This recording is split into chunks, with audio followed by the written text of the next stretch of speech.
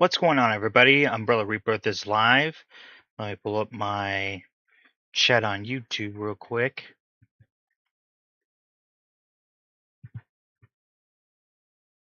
Let's see here.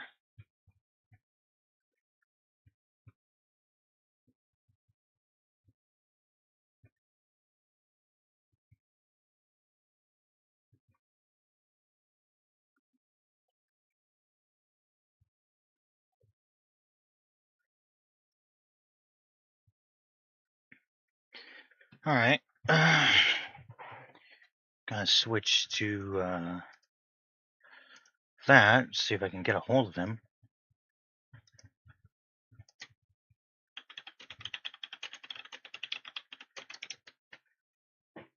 Hey, what's going on, guys? Trying to get Skelly's attention.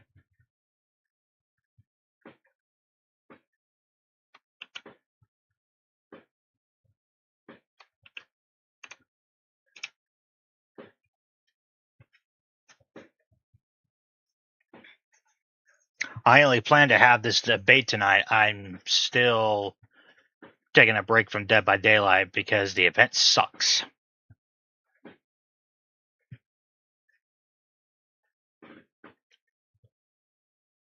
I was having more fun playing on my phone than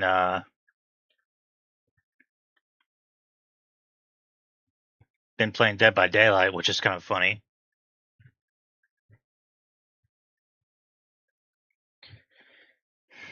I literally was just talking to him like half an hour ago. Like, literally.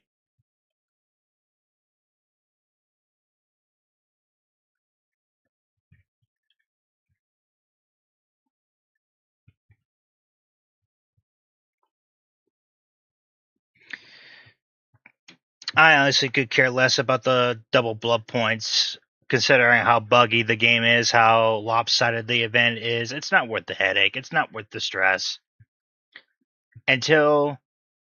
Oh, okay. He just texted saying that he's in game. My bad.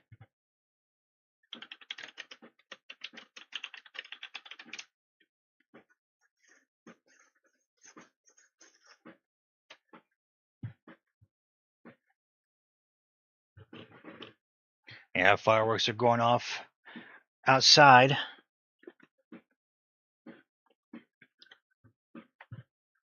Come on.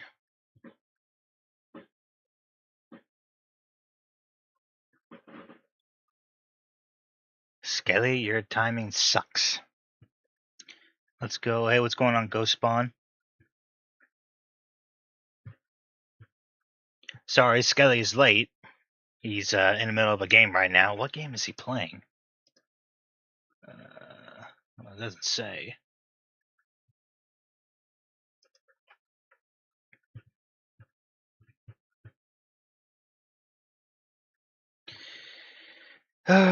Still waiting. He had half an hour. He knew.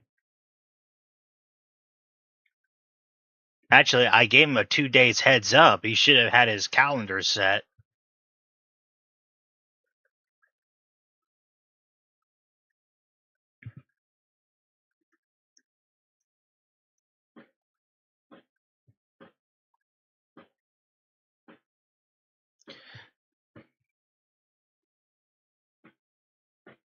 Don't hold other wees in the bait. Oh, who rang?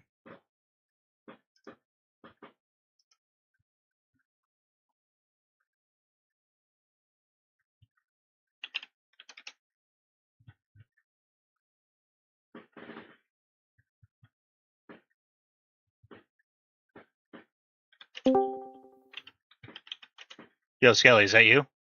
Yo, what up? Not much. Let me sending a message on She Saws. Yeah, for sure. Okay. Let me switch to see here. Yeah. Okay, there we go. All right, I'll switch to the computer screen. All right. So today we're gonna have this debate where Skelly thinks that Dead by Daylight is still survivor sided. I see a lot of conflict to where it's killer sided. So we're gonna go head to head, one on one. We'll try to keep this peaceful, try not to lash out at one another. And we'll go from there and see who is right at the end. While keeping an eye on the YouTube chat. So, Skelly, you want to take it away? Where you want to start? I'm fine really wherever you want to start. Well, let's start off with the slugging first of all. We'll start I'm there. down. We can start there. Okay. You go ahead. Well, I feel like your main point with slugging is that you think that it's taking the game hostage. But I don't think so, because I still think there's a lot of things that you can do when slugged, like pick yourself up with certain perks, get picked up by survivors, crawl to different places. It's not necessarily completely like shutting the survivor down like you think. And it's a valid strat. It's a valid strat, but a lot of killers are abusing it right now, and I'll explain why. Is that since they nerfed two of the best perks, Dead Hard and Decisive Strike, it requires to be hooked. Well, now killers can just slug them and they don't have to worry about either perk at all. And of course, then you'll say, well, they could use We're Gonna Live Forever and they can use Soul Guard and all that. And that's fine, but we still have a buggy game where hitboxes are just god awful and you can slug the other survivor that's picking that down survivor up. It's not really changing much. And I do find it to be an exploit to taking the game hostage because most survivors don't equip those perks and they cannot pick themselves back up. I mean, what can they do for the team? They're bleeding on the ground for 4 minutes until they are dead. Like they can't fix gens, they can't heal other teammates, they can't bless, and they can't destroy totems.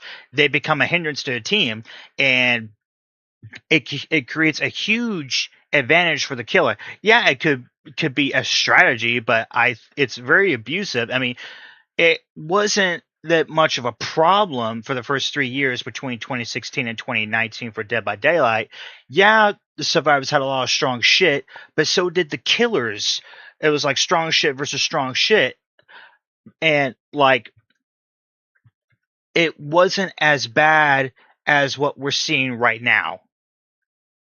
I mean, I agree with that. I mean, the game definitely used to be in a worse state back during like the OG days of DVD. Mhm. I think everyone can agree on that. But I want to go back to what you said before. Two things. What do hitboxes have anything to do with slugging? Because you brought up bad hitboxes and tying it back to slugging. Well, I see this on both sides when I play killer or survivor. Let's start off with the blight, for example. Like there are so many times where the blight like does his lethal rush and he goes around and he does like a 90-degree or 180-degree turn and hits somebody. And when I look back to see, there is a huge gap where he swings his weapon and there's like open space between him and my survivor that I'm playing as. That right there is a prime example that the hitboxes are broken because his weapon is nowhere close to touching me. It's the same thing with the vaulting, where like the survivor is completely on the other side, like his hand is not on the window anymore, yet somehow the killer somehow downs them, even though it should not even be a hit to begin with. And I compliment on being as killer, saying like, wow, that should not have fucking hit.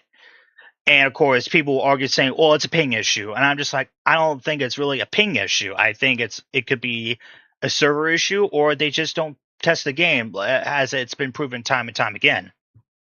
True, I agree, but I still feel like that doesn't really have anything to do with slugging, though. Like we're talking about slugging here. Well, I mean, the killers take advantage of these odd hitboxes because it's so easy for survivors to get knocked down. That's why I'm saying that these hitboxes are such bullshit. Wouldn't you say that survivors also take advantage of the hitboxes with like crouch techs, with Billy's chainsaw and like Demogorgons? I hardly ever see that. So I see it a lot, man. I don't know. I mean, if you're with a Swift, I don't know. I mean, I never tested it. I never done a crouch tech against Billy's chainsaw, I mean, honestly, all he could do was slightly angle down with his chainsaw. I'm pretty sure they could still get the Yeah, survivor.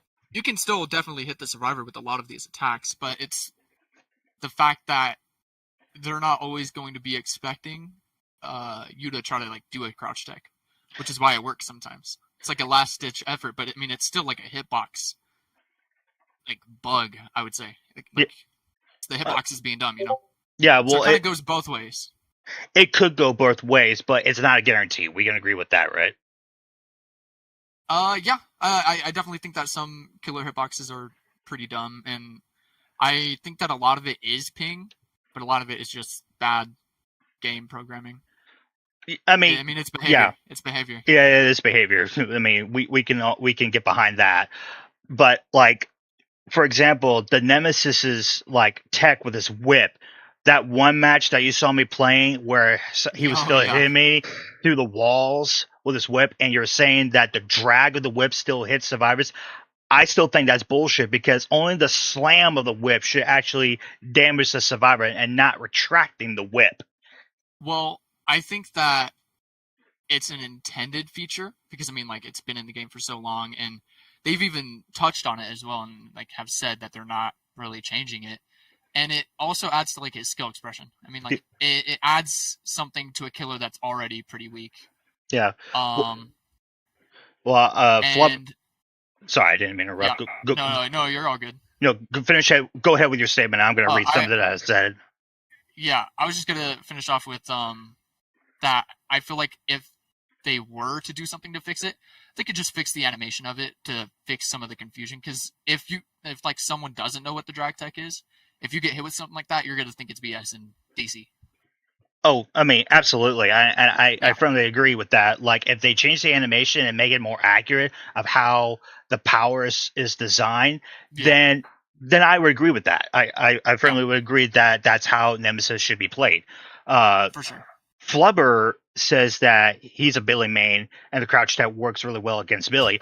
Again, I never done the crouch tech ability because I try to like get to a pallet as soon as I can because I firmly believe his chainsaw's busted. But we'll get to that later. Oh man, I don't want to get to that. Uh, uh, who took T says as an enemy main, it's a way to add expression of skill. I'm not sure if it's an expression of skill. I still think that behavior with their lack of skills of how to make a good game. Like, I mean, we this game is 10 years old, and they disappointed us with the shittiest event ever. We can all agree there. True. Uh, like, uh, but yeah, I still think that even if you have conviction, if you even have unbreakable, if you have dead hard, like we have so many killers that have high mobility or give them or they have a power to give some high mobility, and I say quote unquote abuse it to where they easily catch up with the survivor because I still believe a lot of maps have a lot of dead or I would is it open space or is it dead space where there's no pallets? I want to get that term right. Yeah. Um. Well, I'm Wait. asking is it open space or is it dead space where there's no pallets? I just call it a dead zone. I feel Okay, like dead most people zone. would just call it dead zone. Yeah. Okay, your turn. Whether it's because the killer broke all the pallets there or none just spawned. But She saw. So my friend and I are discussing like he thinks that it's survivor side, I think it's killer side, and we're exchanging a one-on-one debate here and explain why we think the way we think. But yeah, like there are so many maps that have so much dead zones, like Dead Dog has. I mean, if you're on the main road or you're in the backside of the buildings, like there's so much open space to where Blight, uh, or Vecna, the Lich can easily catch up to you. And another complaint I have is that most of the maps are so small, and I read about this is that it uh caters to M1 killers. Now I get that. We have a lot of M1 killers. We don't have many killers that insta downs. We only have two killers that do that, which is mhm. Bubba and Billy. But then we have so many perks that penalize survivors that give an exposed effect. For example, hubris, and I have come across a few killers that have done the enduring hubris effect, and it can be lethal, but it also depends on the map. And Bef- sorry, go ahead. Your turn. no, you're all good. Before we get into the maps real quick, I Mm-hmm. do want to go back to slugging because there was Okay, one sure, more thing I wanted to talk about there. sure. Because you brought up that when people are slugged, they can't do anything but bleed out on the floor for 4 minutes straight. Mm-hmm. Would you say that the killer hooking would be holding the game hostage then? Because when you hook a survivor, they can't do anything there. In fact, they can do even less. They're just sitting there on hook, and they even removed the chance to escape base kit. You have to have an add-on or an offering or a perk to do that. I would agree with that, but like before they stopped the Kobe and where they removed where they could self remove themselves off the hook, 4% chance. I don't consider that taking the game hostage, and even now I don't consider taking the game hostage because like you said, they required an add on or a perk to use to get themselves off the hook, and Yeah, quite a few survivors use deliverance. And yeah, you for do sure. they use the deliverance self decisive strike combo, or they even do the deliverance decisive strike or Wouldn't unbreakable combo. then wouldn't you say that a survivor running unbreakable, let's say like unbreakable soul guard, wouldn't that be basically the exact same as deliverance DS? Because deliverance you get off the hook on your own. Yeah, Your survivors don't have to do anything to help you, right. and then you get a little bit of free space to make a mistake because you have DS and you can just get off the killer's shoulders. With being slugged, you can use unbreakable, get up, and if you make a mistake, soul guard's there to protect you as well. Well, here's a point. Here's a thing that you brought up is that if a survivor makes a mistake, it's a huge mistake, and it'll bite them in the ass. But if a killer makes a mistake, it's nothing. I disagree. I think survivors can make way more mistakes than killer and get away with it. Oh, no, Shit. I agree with that. Okay. I agree that survivors make so many mistakes, but my point is that survivors can make the tiniest mistake and it will bite them in the ass, as opposed to killer making a small mistake or even a big mistake. It won't affect them as much as it will on survivors Are you talking about like in chase or just in general? in general. In general. So let's say a, what would be a survivor mistake that messes them up real bad? Well, a prime example would be throwing away the God Palette of the Shack Uh huh. at five gens.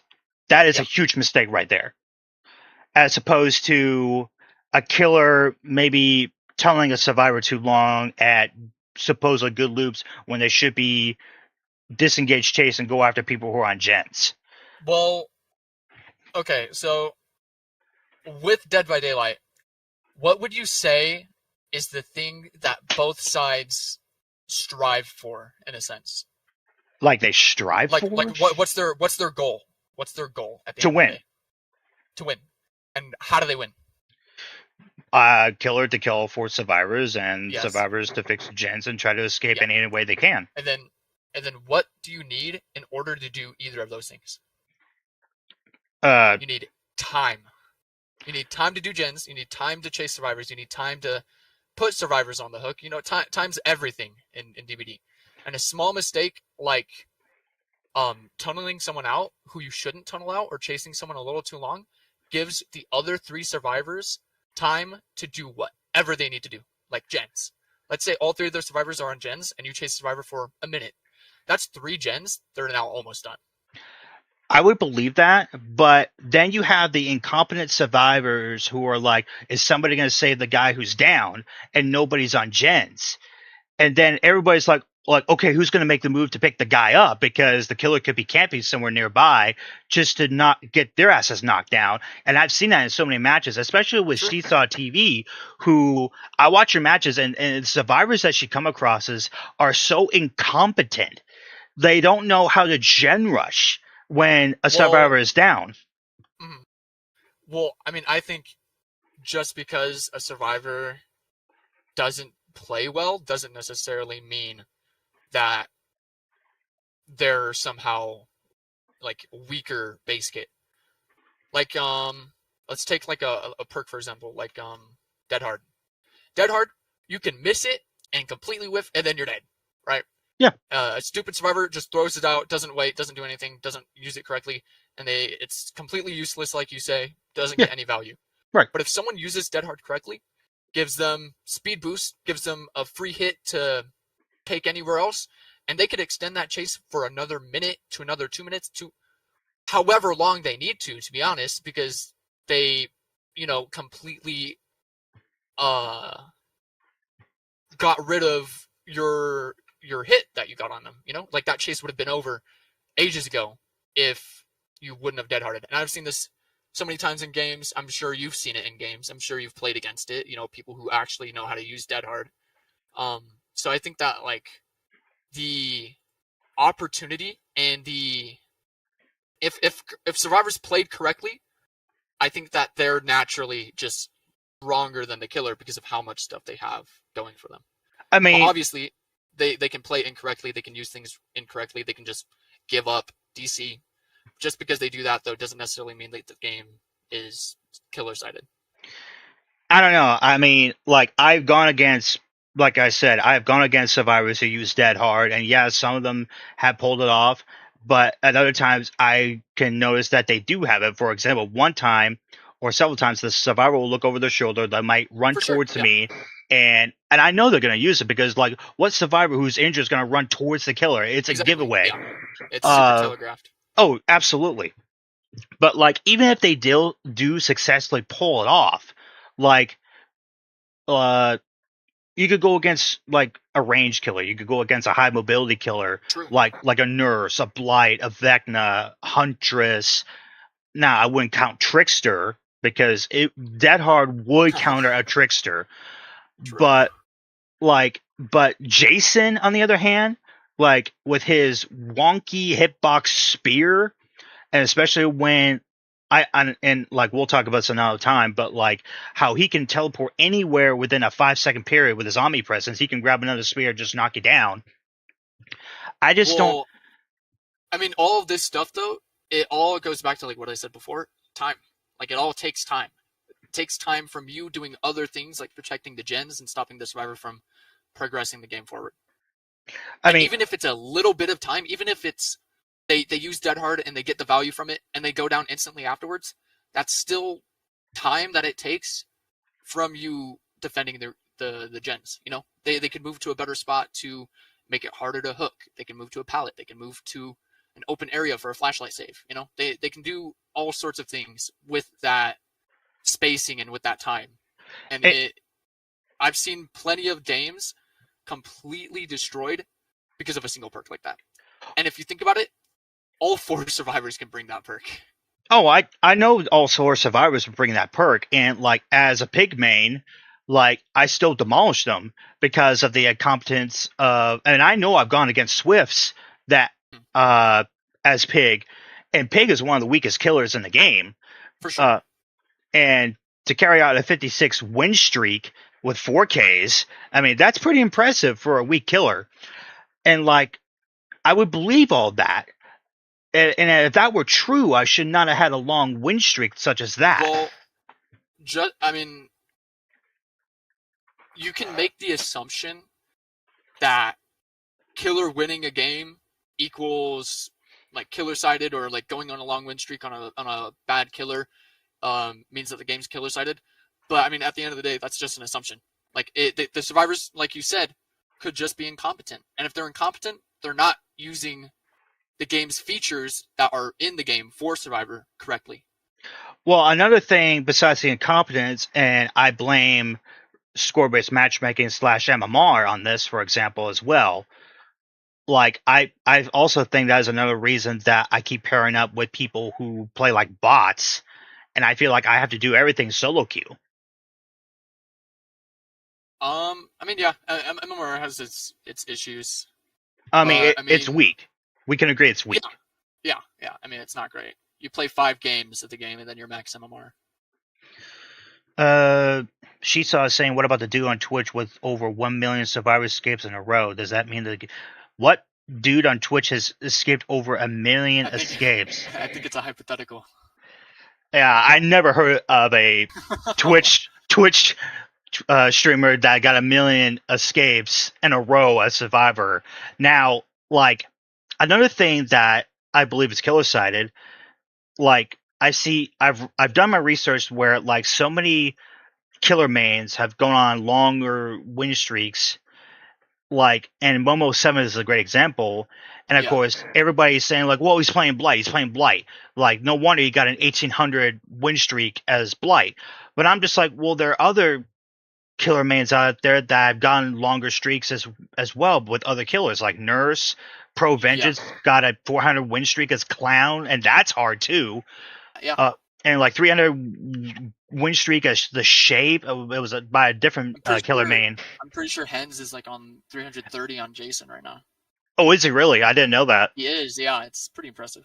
Yeah, Um, but but I mean, like, sorry, go on.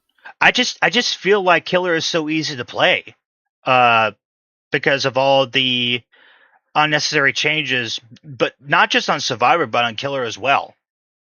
I feel like Survivor can be, or I feel like Killer could seem easy to play, especially in like lower ranked games or against less competent teams or less coordinated teams. Because I mean, like survivors, if they're in a chase and they mess up, then I mean they get hooked. If they mess up on the hook, Yeah, then that's not great. They can put themselves in a very bad situation very easily. And um, but if like the survivors are even like using like any slight sense of competence, they're just gonna do gens and then go for save when like one person's gonna go for save when they gotta go for save, and they're just gonna do max efficiency. Um, and it's gonna be extremely hard for that killer to pull it off. That's why like Momo Seventh, sure he got 1,800 wins on Blight on his win streak, but at the same time, a lot of the people that he's playing against weren't coordinated, weren't in Swifts, weren't using good perks, weren't using their perks correctly, and the one team that is actually extremely competent, knows how to play the game, knows how to use their perks, knows how to use the map, knows how to really use Survivor as effectively and efficiently as possible, absolutely slammed him. He had no chance in that game. I'm pretty sure he had like 4 hook states at the end. yeah, but don't you find it odd that like just one game out of 1,800 people, you're telling me that he hasn't gone Swifts in the past that are coordinated and are like talking like and like I guess in quote clock sequence where they say like 10 o'clock or he's at 12. I don't know if you ever heard No, yeah. comp survivors that talking like number Killer, terms. killer at 8. Killer at 8. Yeah, stuff like that. I never talk like that. Like I don't even know what that even means. But like another example where and River Silver just posted this video before one of the butthurt TTVs took his video down because it was a copyright, even though it wasn't. I hope River Silver pops it back up. I think you know the video I'm talking about, I think where so. I think my friend showed it to me. where he was Singularity on Crotus during the event. Actually, I don't know. No, I don't think I've seen that video. okay. So like the guy that he was going against, I really wish the video was up because I don't remember the guy's name. This guy, he and his group of friends are the sweatiest Swift ever. And River Silver was playing a Singularity at Crotus, which in his own mind says that it's a god palette density map, and he still got a 3K, even though they had so many second chances because the event was with like it resets the pallets, and Yeah. he kept breaking the pallets over and over and over, and of course some of them had flashlight fails, which kind of screwed them, and they were still on comms and they were still getting their asses kicked. Well, that's on them. I mean, they definitely should have won that. I mean, like, you said it was what, Trickster's Illusion, right? no, it was Crotus. Oh, Crotus, yes. Crotus Asylum. Crotus is pretty decent, yeah. I mean, it's still, I mean, like, if they can't win on the event while on comms with crazy perks and everything, then they probably just messed up real bad, Yeah, I mean, regardless, I mean, whether you hate River Silver or not, guys, is that you cannot deny that he's intelligent and he actually shows the proof. Now, it's what he says is pretty diabolical. I will admit that. I mean, there's some things that he should not be saying on stream, just like how in the past I stopped saying what I said because it made me look bad. But I cannot deny that he is intelligent and shows the proof of what he's talking about. But moving on, what was the next thing that you want to talk about? Since I think this is a good segue to the maps. okay, we'll start there. I mean the maps. Some of them are a little tricky for survivors to play, but I feel like most, and especially with palette density, I know you're gonna hate that, Mhm. but with palette density, I feel like they're super easy for survivors to play on, and it basically just holds their hand. Even if palettes like aren't as loopable and are useless or bad, like you say, back to what I said before, it takes time for the killer to play around the palette, whether it's breaking it, just running through it, getting the M1, doing whatever. It takes time to do any of that stuff, which takes away from gens. And they can truly do anything with the palettes. I mean, like if they play around the palette correctly and play around it like just in the right way. I mean, like have you ever seen skirms? Oh yeah, I've seen You watched Skirms. skirms before? Oh yeah, oh yeah. He got I've seen. shit on a lot from the Quiet Kill Spook and Juke situation, Oh my but gosh, yeah. yeah, but anyway, He's fun to watch. I like his gameplay a lot, and he's a really good survivor. yeah. And I've seen so many times where he uses a 50-50 palette on edge map, gets a stun, and just gets free entry into the rest of the map and makes it to safer tiles, more loopable tiles. And it's like you said before, like in our previous debate in the server, that those edge map palettes are completely useless. I don't think they're useless at all because of the rare circumstance that you can get a stun. And even if you don't get a stun, the killer still has to mind game it because they can't get stunned. Because if they do get stunned, you're in the map. You know, like they need to make you drop that palette or else they lose the mind game. Yeah, Then but they typically they wouldn't just swing through the palette, you know. I mean, I can agree with some of that, but then you have a lot of killer mains who are extremely patient and they are good at mind playing the survivor to where they Uh-huh. can easily juke them at that pallet to where they can down them. Now I've seen idiot survivors that like do the beckon motion to get down the pallet because they have power struggle, and I don't Yeah. fall for that shit because like that's just a dead giveaway. They want me to pick them up at the pallet so they can use that perk. Wait, then what do you do if they have power struggle on the palette? Then I just camp around them and see if somebody else will try and save them, or I just Then you let them bleed slug them out. and camp them? Huh? Then you slug them and camp them? Yeah, and wait for some idiot So to come over and I'll hit them. so then would you say that slugging and camping is a decent strategy for the killer to use? No, because I hate it. I mean, you can hate it. It can be annoying. I don't like getting slugged or camped, but I mean, like, it's And a I'm strategy in the game to outplay certain survivor perks that are incredibly strong, like power struggle, like you said. I mean, Like, there's no way to outplay that. You either have to pick up, get power struggled, and then they get distance and possibly completely lose the chase, depending and on the perks that they have. unless you Or immediately pick them up before the perk activates. that's true. But even Which then could be risky because there could be a survivor someone nearby. could be. Yep, exactly. I was just Yeah, about to say that. yeah. But I always take the risk of picking them up, and I've done that in several games when I stream. I'm just like, well, I'm going to take a risk and pick them up. And if I get stunned, I get pissy about it. But then I'll go after I'll actually go after the person that actually stunned me, and not the entrance survivor, which is funny, because I want vengeance. Yeah. But the pallets, like, I don't know. It's just that at the locations where they are, like, yeah, some are good where they're decent looping, but other times where I drop the pallet and the killer can easily just go around and I get my ass down.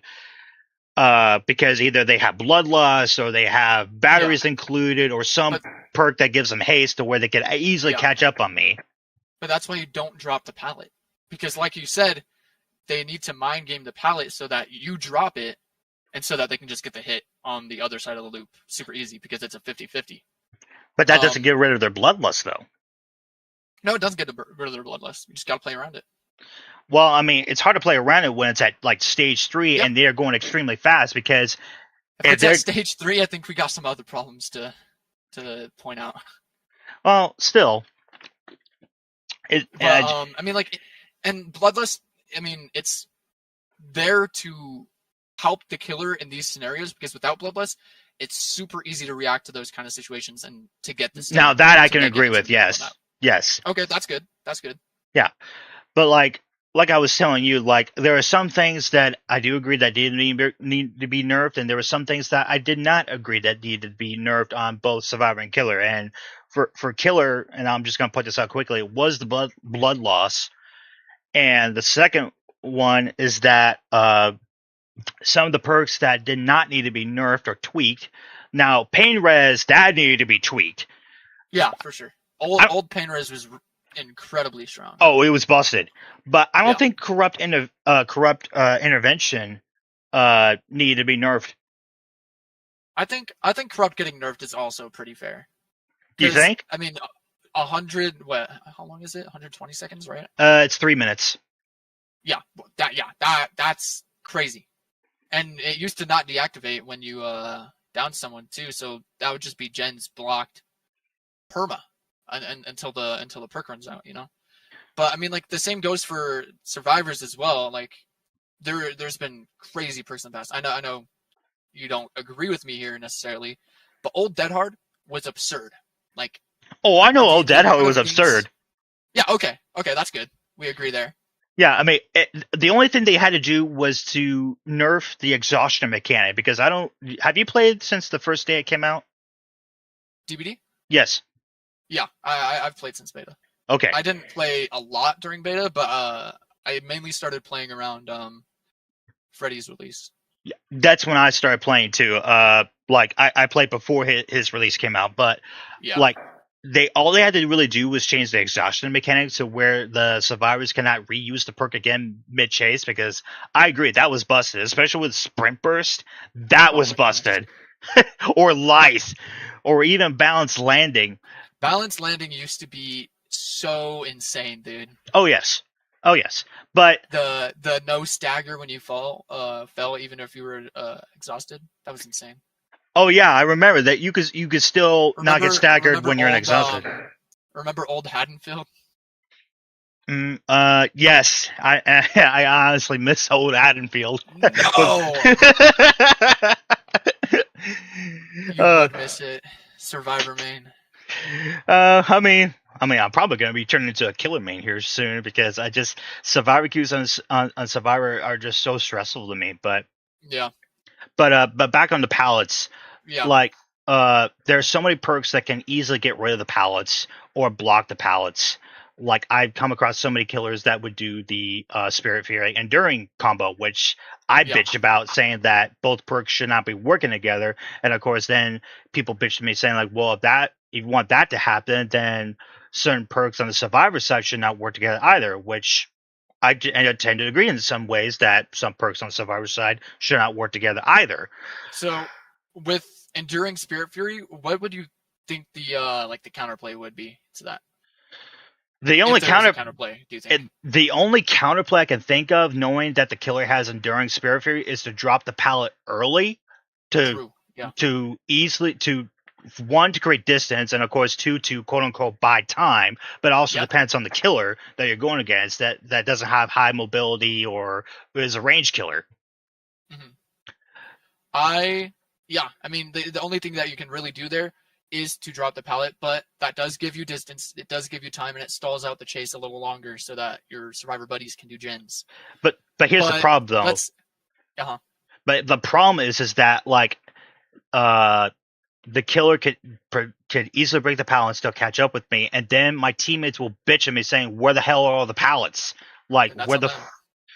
Well, it's on me because I'm the one that's throwing the pallets, trying to extend the chase, quote unquote, trying to Well, extend the chase. if you're throwing pallets, extending the chase and playing around the pallets smart, not necessarily just camping pallet, but trying to make as many loops around it as possible before pre-dropping it. Um, and if you're doing that correctly, and if your survivors are on gens, Which they then should. that should be just an easy win. You should just be able to get out of there easily. there's been plenty of matches that I've ran Spirit Fury Kaneki, and like Spirit Fury Enduring Kaneki, and like I've had some tough matches with that build. Like I've had some easy ones, don't get me wrong, but there's definitely been a few coordinated teams that just crank out gens and pre-throw pallets on me, and there's not much I can do around there. I just got to break it, and then catch up to them, do it again, And Well, it's like sorry. there at least is a way to counterplay it. But if we look at some survivor perk combos, and this is going back to my whole argument that the game is heavily survivor sided, some survivor perk combos, there's no way to play around, because if you play around it at all, they still get value from it. Like if we look at we talked about this a little bit before, but if we look at For the People Buckle Up, there's no way to play around that. Like if you hit the survivor after they use For the People, they get endurance, they make distance, and they make it to a new loop, whatever. They stall time, like we said. I miss that combo. If you no, I don't miss it. Well, of course you don't, but I do. if you wait out the endurance, they make it to a loop, and they get value from it no matter what. And I believe, at least from the top of my head, there is no killer perk combo that does that in this game. But there's still survivor perk combos that do it. Like Made for This, We're Gonna Live Forever. And like I'm sure I could come up with a few other ones, but like perks like that are almost impossible to play around. And the only play around with it is to keep survivors injured, like with For the People, so they can't use it. But a lot of killers struggle with that, like Trapper or Wraith or any kind of M1 killer.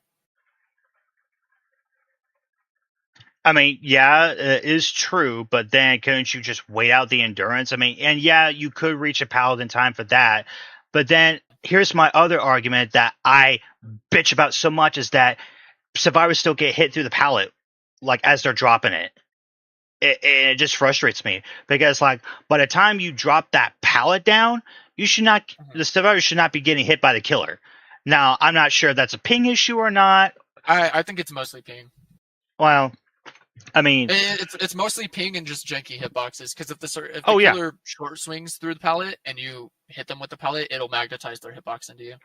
But that also just has to do with ping as well. I mean, I just find it to be bullshit that somehow you can still hit the survivor as you are completely stunned. And like, if you're getting stunned, you should not be able to progress the hit. True. But I mean, you still get value out of the perk from before, because the killer has to take time to chase you, to get stunned, to break the pallet, to pick you up, to do all of that when he could have done it 10 seconds before. Yeah. I mean, I would believe that if my competent survivor allies would actually, do other things instead of just standing around doing nothing, which I have gone through so many times. And yeah, solo queues are a bitch; they're a nightmare. But you would think after going through so many matches, I would start having at least some competent survivors that actually know how to play this game and not carry all three of them on my back. Well, I mean, go. You're gonna hate this one. Go play comp. Go play with some of them, because I guarantee you, if you joined a comp server on this game and you played with them and you learned their comms and you went into a bunch of games with them, you could easily go on a win streak. Yeah, but there's so many things in the game that aid the survivors in escaping chase that gives them time than anything that the killer has. Like the killer, their perks can only stall the survivors for so long, but the survivors' perks can stall the killer for legit the entire game if they use them correctly. If they use them correctly, play the loops correctly, and just play distance and time correctly. But see, and what someone said in the chat right now, just now, they said how fast gens can be done are easy to do. Basically saying that gens are quick to do. Gen speed has been buffed so many times over the years. And same with hook timers. Hook timers have been extended as well. I'm pretty sure they're like double what they used to be. Well, I know that, and I honestly kind of agree with the hook states that they need to be longer, considering the fact that it's if you think that hook states should be longer, do you think that gens should also be longer to kind of extend the game out and give both sides a chance to do something about them progressing? Yes, but then there has to be changes done to the maps and also to the gens locations. Because I feel like the gens are so close together, and like I really wish that behavior after 10 years they still have not done this, where they have to reposition the gens to like prevent a 3 gen and like I kind of agree, but at the same time, that's within the survivors' control. If the survivors are playing correctly and they're playing smart, they're not going to 3-gen themselves. They're going to get gens on each corner of the map for the last gen, and they're just going to easily be able to do it, especially if you're not a movement killer, which 90% of the killers in this game aren't movement killers. Like me and my friend, we just played a match of Duty before the stream. That's why I was like a little late. And it kind of got stalled out a little bit because he was holding a 3-gen and it was a little annoying. But once we found out that it was a 3-gen, we just pre-ran every single time that he would come over to our gen, and he did, couldn't do anything about it because he did needed to defend the 3-gen. did you do a And back and forth scenario where one yeah, person would fix? yep, Yeah. I have a yep, story to tell you about that similar scenario. What killer was he? Nemesis. Oh, okay. Well, my scenario was different. So it was the swamp map with the log cabin and all that, Yeah, and we were going against a blight, and we accidentally triple gen ourselves. There was one gen right by the shack, and there was one at a jungle gym, and there was a third one right by that tower. And I had a Fang on our team. Me and John were playing, and yeah. this Fang kept hiding almost the entire time. She never got hooked, and I was losing my shit because like I think all she did was fix like 1.5 gens, and that was it. Yeah. And she would just barely tap the gen right by the tower, while John and we were on the gen right by the shack, and the blight kept going back and forth. I don't know what this blight's MMO was. Like, he could have easily downed either one of us because he downed the Rick, which was the fourth survivor. He was dead, so it was a 3v1. And of course, I don't know how many times he kicked the gen, but he could still digress the gen, which was kind of ridiculous because I'm pretty sure he had kicked that gen more than 10 times. Is it 10 times or is it 8 times? I'm pretty sure it's 8, yeah. 8.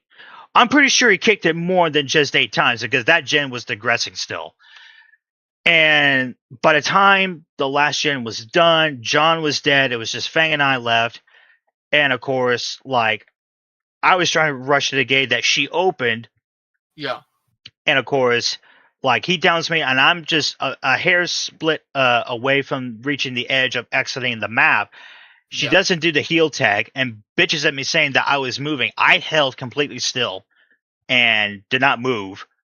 And of course, Blight killed me and she left. Of course, the one that doesn't do much leaves. Of course, John and I were pretty PO'd on that match. But like, yeah, your game with the Nemesis, that's like easy. But a Blight, on the other hand, I still think it's possible against a blight. I mean, look at Momo 7th. Look, the final gen in his match, it was legit the exact same thing, except it wasn't a 3-gen. It was across the map. So it's a little difficult. It like slightly across the map. It was all like on one side of the map. But like, it's difficult to juggle like between the gens because if you overcommit to anything, going back to what I said before for the 5 billionth time, we're going to be going back to it a lot, is time. It's time. Everything takes time. If you want to chase a survivor, it takes time. If you want to hit them, it takes time. If you want to hook them, that takes a ton of time because you move so slow when you hook survivors. You take time to pick up, take time to hook. It's insane. And that's why slugging is such a strong utility for killers, because if they need to kill the survivors, if they want to slow them down, they just leave them on the floor and then get back to the gens, because I mean, like, what else are they going to do?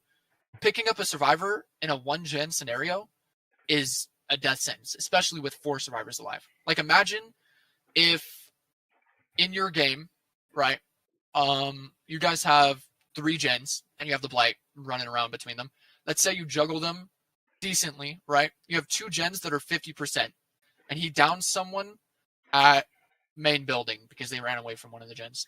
If he picks up a survivor, if he picks up that survivor to kill him, put him on a hook, you guys can double the gen and get it to possibly done with the right perks and items. You can finish a gen that's at 50% in less than 20 seconds, 25 seconds. Not even. No doubt. No doubt. Yeah. And that's the time that it takes to hook a survivor, which is why slugging is so important. But see, here's the mindset where, like, I know I'm fucked. Like, regardless if I slug and they still might get the gen done because I'm, like, across the map, Yeah. like, I can hook them and somewhat create pressure True. to be right by the hook, because, like, what if the gates were somewhere else far away from the hook? And, like, you can easily probably slug 2, maybe all of them, depending on which killer you are. Definitely, yeah. Like, and like, but that's the thing though. If you take time to hook and they pop that last gen, then you're running around trying to defend the gates. You're trying to defend the hook. Whereas if you slug, you can forget about the dude on the ground. You know, just leave him there. Try to chase more survivors. Try to snowball. Try to slug more. And you know that slugging 9 times out of 10 is better than hooking. And that's why slug builds are so strong. And that's why you probably hate slugging. Because I understand that scenario, but, like, I try to avoid the frustration as much as I can, because we can agree that this game is so fucking toxic. I don't know why people treat it as a comp game, because what are we competing for? Because there's... Well, I mean, you're competing to win, like you said before. Both sides are trying to win. If you have a game and both sides are end goal is to win, the end goal is to beat the other player, it's going to be competitive. Yeah, but it doesn't even matter. Is a toxicity really worth it to where people are telling each other, like, go die and go kill yourself? Well, like, no. Exactly. No, but competitiveness doesn't necessarily equal toxicity. I mean, sure, it can spawn it because people will be mad because they lose, because they're competitive. No, I firmly believe most of competitive can equal to toxicity, because they are desperate to go for that win. Exactly, yeah. Yeah. Yeah, kind of like what Shisaw says, that toxicity doesn't have anything to do with balance. I mean, like... Well, I mean, sure, it is unbalanced, yeah. I mean, like, sure, it sucks to deal with people saying mean things in endgame chat or going to your profile or doing whatever. But I mean, like, at the end of the day, it's a game. You know, you can always just hit the little continue button, queue up again, and keep slugging, keep gen rushing, keep doing whatever, you know. Because, I mean, if it's in the game and it's not like an actual exploit, chances are it's not necessarily toxic. Like, yeah, but sorry, so you go and then you go. Okay. Well, see, this is the problem I have with the developers. Like there's 1,300 people in Behavior Studios, and I know not all of them work on Dead by Daylight. Let's say about maybe 200 or 300 people. Like, you would think that they would listen to the feedback and try to reinforce the rules to limit the toxicity and actually make the game actually enjoyable on both sides. But all they really care about is making money. True. And take advantage of people who will buy these overpriced skins, these oh god. You're not helping my argument here, Skelly. But, like, I'm sorry, I'm not going to, like, pay $15 for a skin, because that's just outrageous, first of all. Yeah. And 2, it's greed. It's greedy because they are just desperate for money to keep their game alive. Mm-hmm.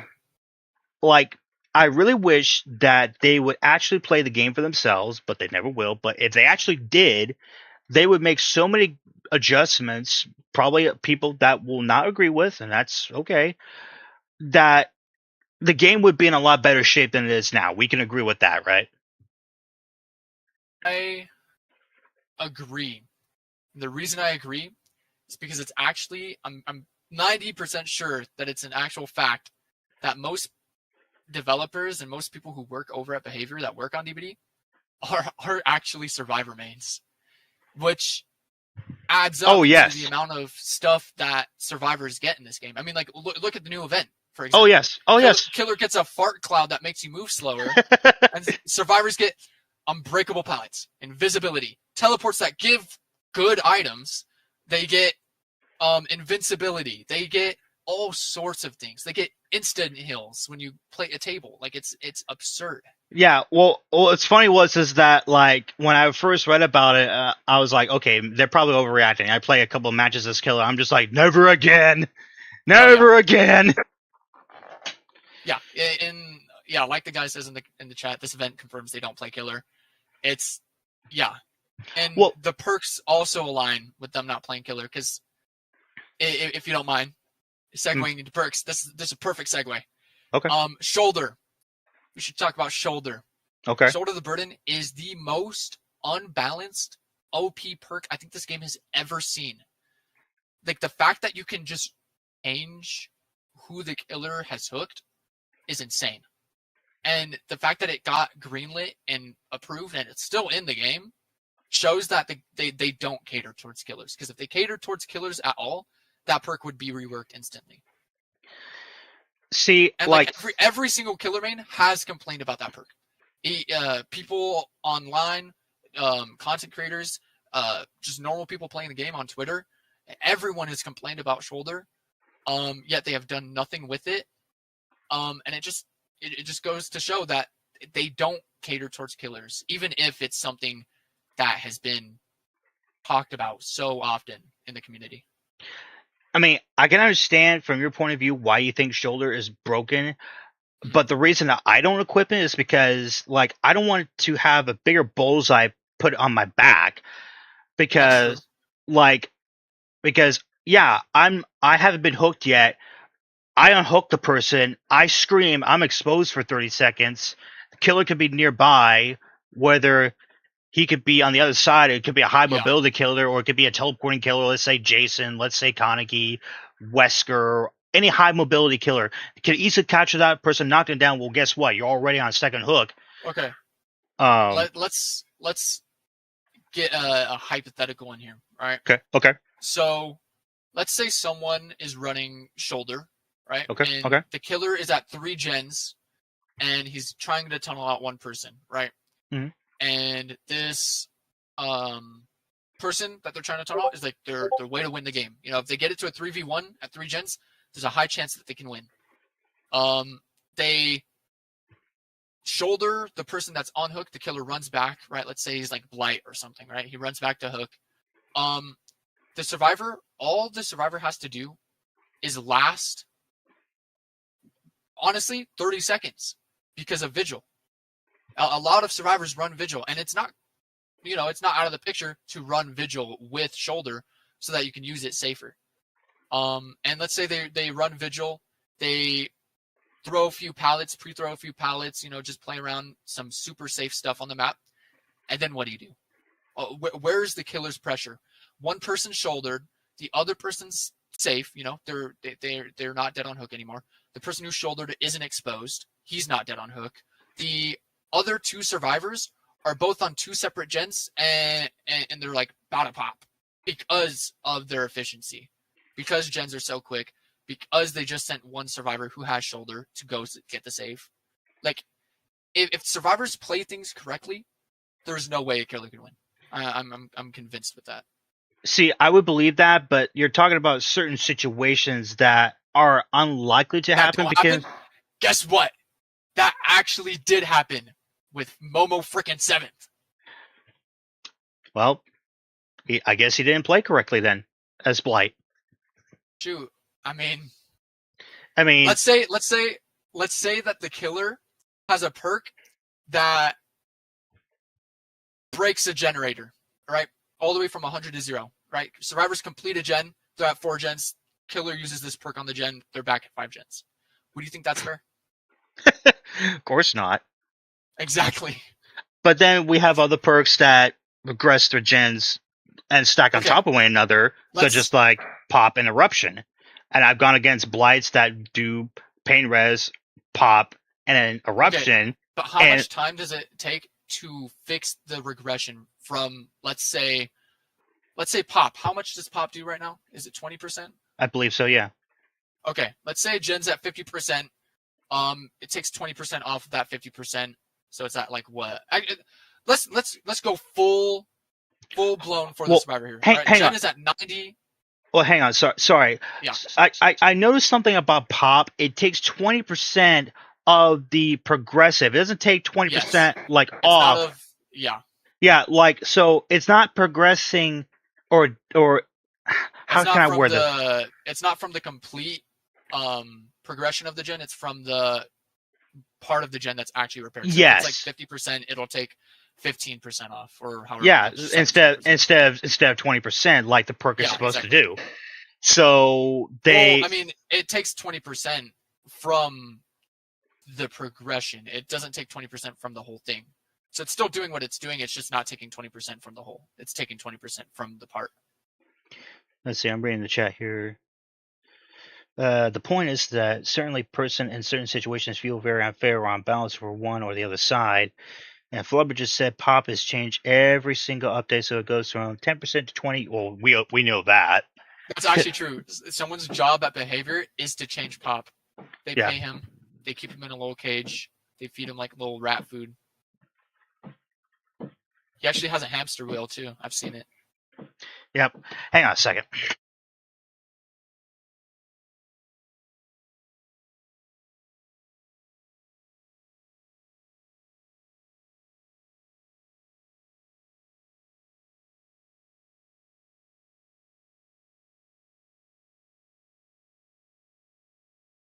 Sorry. Give me about 5 minutes. Is that okay? Yeah, you're chilling. All right. Do you mind if I leave the call real quick? I'll join back when you're ready. What was that? Can I leave the call real quick? I'll join back when you're ready. Okay. I'll DM you when I'm back. Yeah, just ping me. All right. All right.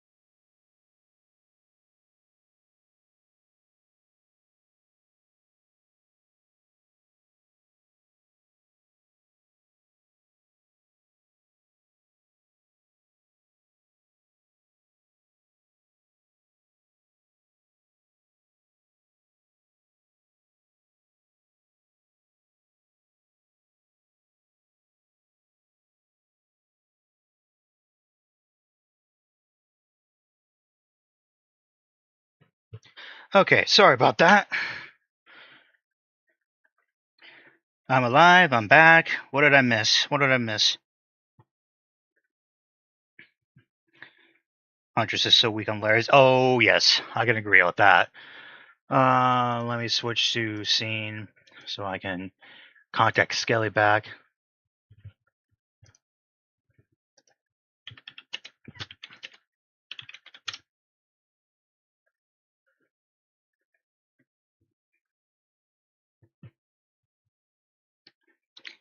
Sorry, what did I miss? Yo, Skelly, you back? Yo, Okay. You had to remind me where we left off. I'm pretty sure I was about to talk about Pop. Oh, yes. We were talking about how Because, buggy Pop was. yeah, because you brought up that killers have like a bunch of perks that regress gens and block gens and buy time for the killer. Yes. Um, and I was going to get into that. So let's look at how much progression Pop would get rid of. Let's say a gen's at like 99%, right? Mm-hmm. And you pop it, that would be back down like 20%. So it'd be at like 80%, right? Yeah. Gens take like 90 seconds to complete solo. So if you were to hop on a gen at 80% and to start repairing it, how long would that take? About 20 Let's find seconds, out. roughly. About 20 seconds. And then how long would it take to activate pop? Uh, Again, it just You got depends. you gotta get a hook, which a hook could take ages. Not You necessarily. know, If not the killer necessarily. That's if the true. killer has surge, knock the gen back down by 8%. If you combine it with Dead Man Switch, you're buying yourself 38 seconds right there of time. And Well, is the gen? Sorry, I have to ask, and just a no, you're good. clarification: does the gen digress still while it's being blocked by the entity, or does it stay No, where it no, it is? doesn't. Okay, that's It what I stays thought. where it is. Okay, It used to it used regress. to, and that's another Yeah. thing that I don't agree with. I think it Oh still yeah. should digress as the entity blocks it. That's another. Oh That was no, the second I don't thing. agree with that. I don't Oh, agree with really? that. I think that's stupid. Huh? As someone who thinks that the game's survivor sided, I think that if the killer could regress a gen and block it while it's regressing, it is stupid because there's no way that the survivor can play around that. There's no way they can stop the regression. There's no way that they can wait for it to unblock because But like then pain just res, for example. Pain res with Deadman Switch before, like before the whole blocking gen thing and regressing was fixed. Um, Realistically, pain res would knock off like 40% of a gen because of the I think it regression was from Deadman. 20. I think it was 25 Well, at the it's first stage. yeah, it was 25, but with the extra regression because it would make it regress quicker as well. Oh, you Um, mean combining with Deadman's? Oh, okay. yeah, combining with Deadman's, it would regress about like 40%, which is absurd. Yeah, but Um, but even as it is now, there are still people argue with me, and I think you argued with me on this. That are a lot of gen progressing perks that fixing gens go faster. Mainly the hyper focus stakeout build. sure. But I try it, and we still get wrecked, even though I am trying to haul Well, ass on gens. just because that you get wrecked with the perk doesn't mean that the perk's necessarily bad. You may have just used it wrong, or the killer just got lucky and chased you. No, no, I'm talking about the entire team got wrecked, not just me. Well, I mean, you would be the one that was running those perks because you brought it up as a point to say that Well, the yeah. perks are Well, the thing useless, right? is like even if we were to run all the perks, and then this is where it comes back to my argument is that how small the maps are, with exception to Crotus and uh the Trickster's map. Even and I firmly believe Trickster map is like the worst map ever. I Real mean, quick, look. I want to go back to pop real quick Okay, okay, because yeah, so it takes about 20 seconds to fix that 20%, let's say, right? Let's say right. 20 seconds to fix that. Um let's say that um how long do you think a chase lasts on average in a public match? I would say probably Like 30. from fully healthy to down on the floor. I would say between 30 to 40 seconds average. 30 to 40 seconds. Okay, let's say 30 seconds. Let's give the killer the benefit of the doubt. So Yeah. they take 30 seconds and chase, get him down. Let's say it takes them 10 seconds to pick up and find a hook. And then let's say it takes another 15 seconds to travel to the most progressed gen to pop it at 99%. All of that together, um, it's 30 seconds plus 10 plus 15. That's what? 55 seconds. 55 seconds to get that 20% down just for one single survivor to get that regression, get all the work that you worked for in less than 20 seconds. Yeah, but again, you're only talking about certain scenarios because a That's lot of. that's that's that's not just a certain scenario. That's a scenario with legit any M1 killer. But how often does it Any happen though? all the time. How do you There's know been times that? that gens have popped in front of my face because I couldn't make it there in time. And Same here. mind you, this is giving the survivors as much leeway with this scenario as possible. We're saying the gen's at 99% and they ran away because they got scared from the killer, and the killer pops it at 99%, which means that the killer got as much value from pop as possible. Pop, they could take, let's say the gen's at 50%, they could take 5 seconds to undo what you took 55 seconds to do. That Naturally, that's just survivor sided because, like we said before, this game's all about time. And the killer taking 55 seconds to do something that takes the survivors 5 seconds to do is absurd. Yeah, you talk about time, but there are a lot of things that killers can do to get time back, and that's with the perks. And not only just the We just perks, talked but about it. We just talked about one of the strongest killer perks in the game, well, I don't even. and how it can easily be countered. Well, Not even countered, but just how useless it is compared to the amount of stuff that Survivor has going for them. I don't really think uh, pop is one of the strongest perks. Maybe A tier strongest perks, like A pain tier's still res. pretty No, high. well, S tier is like the best of the Yeah, best for sure. perks. Definitely. I Do don't. you want I to don't. talk about pain res then? Yeah, pain res. Now, pain Okay. res, like, yeah, it got nerfed, but a lot of killers still use it because they still get a lot of benefit out of it, Yeah. especially when you run it with Deadman Switch or Grim Embrace. Like, it buys them a huge amount of time, especially because For sure. a lot of killers use Grim Embrace all the time, especially combined with with Mm-hmm. Deadman Switch. And at first, it made me scratch my head, like, why are you running Deadman Switch and Grim Embrace? But then I tried it and I figured out why is Because it because kicks them off it the kicks them gen. off the first gen they're on, and then the Yeah. rest uh, are covered for 10 seconds or 40 if you hook the last one at their first stage. Yeah. Um, but even then, like Pain Rise is still good by itself because Killer. I mean, and Killer mains argue with me this all the time because they say, "Well, I have Killer Instinct or I have Survivor Instinct of like where the killer's going to go or where the survivor's going to go." You can't really assume that because everybody plays differently. Going going back to what you said a little bit, like just backtracking slightly. You Hmm. said that Grim and Deadman's is a super strong combo, right? Yes. Yeah, I agree. It's a pretty decent combo. But what's the amount of time that you get from the survivors doing that gen with Deadman's Grim? Deadman's activates for 30 seconds, I think, right? 30 seconds. Blocks it for 30 seconds, yeah? Yeah. And 30 Okay. seconds is a You lot of time for the killer. it's a decent amount of time, don't get me wrong. But you just talked about how an average chase would be in between 30 to 40 seconds. That's average, but like if you're going against and if you're good killer, you can probably down a survivor before 30 seconds. But if they're even decent on Survivor, they could last much longer than 40 If seconds. they're a decent survivor, yes. Yeah. But what are the Meaning odds of that, that happening? well, I mean, the balance isn't up to the odds of how skilled the survivors are. It's just how the game functions. You don't think If that survivors that are skilled it make the difference? Same thing with killers that have a lot of skill can make a difference. That could turn the tide well, in their favor. well, well, it makes a difference, but it doesn't change the balance necessarily. Sure, it does.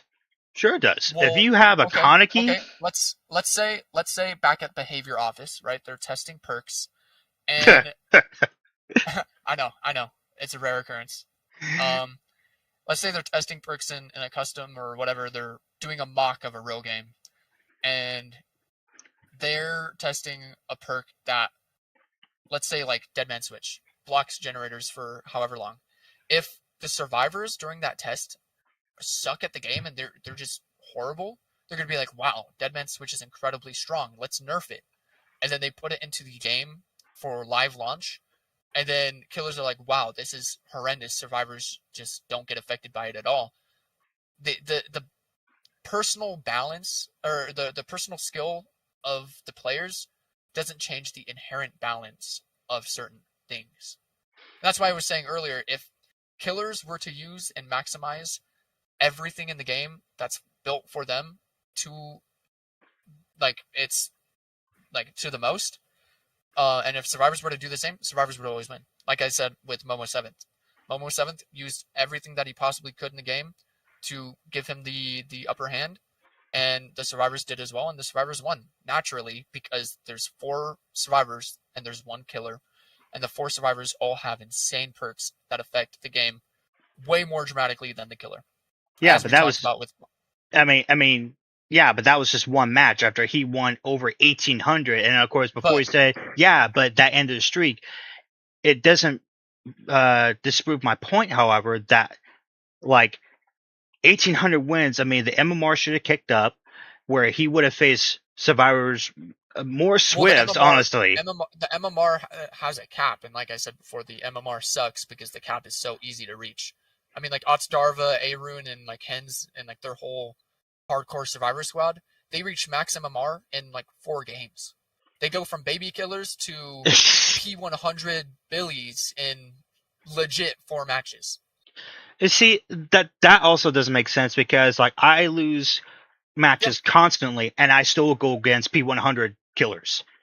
yeah, Like, yeah. It's because the MMR is stupid. oh, it definitely is, Yeah.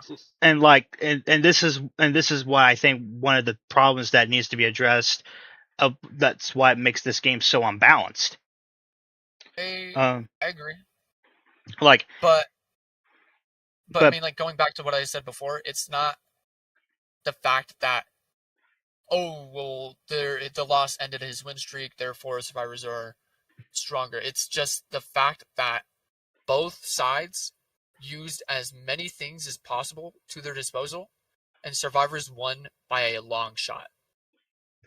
I mean, like, I would take that as true, and Uh like, huh. yeah, I'm playing solo queues, but like, if that were the case and every single survivor who were also playing solo queue actually know how to play the game and actually know how to counter which killer they're going against, like, don't you think that the odds would be more in their favor? Because like I should be winning more matches then.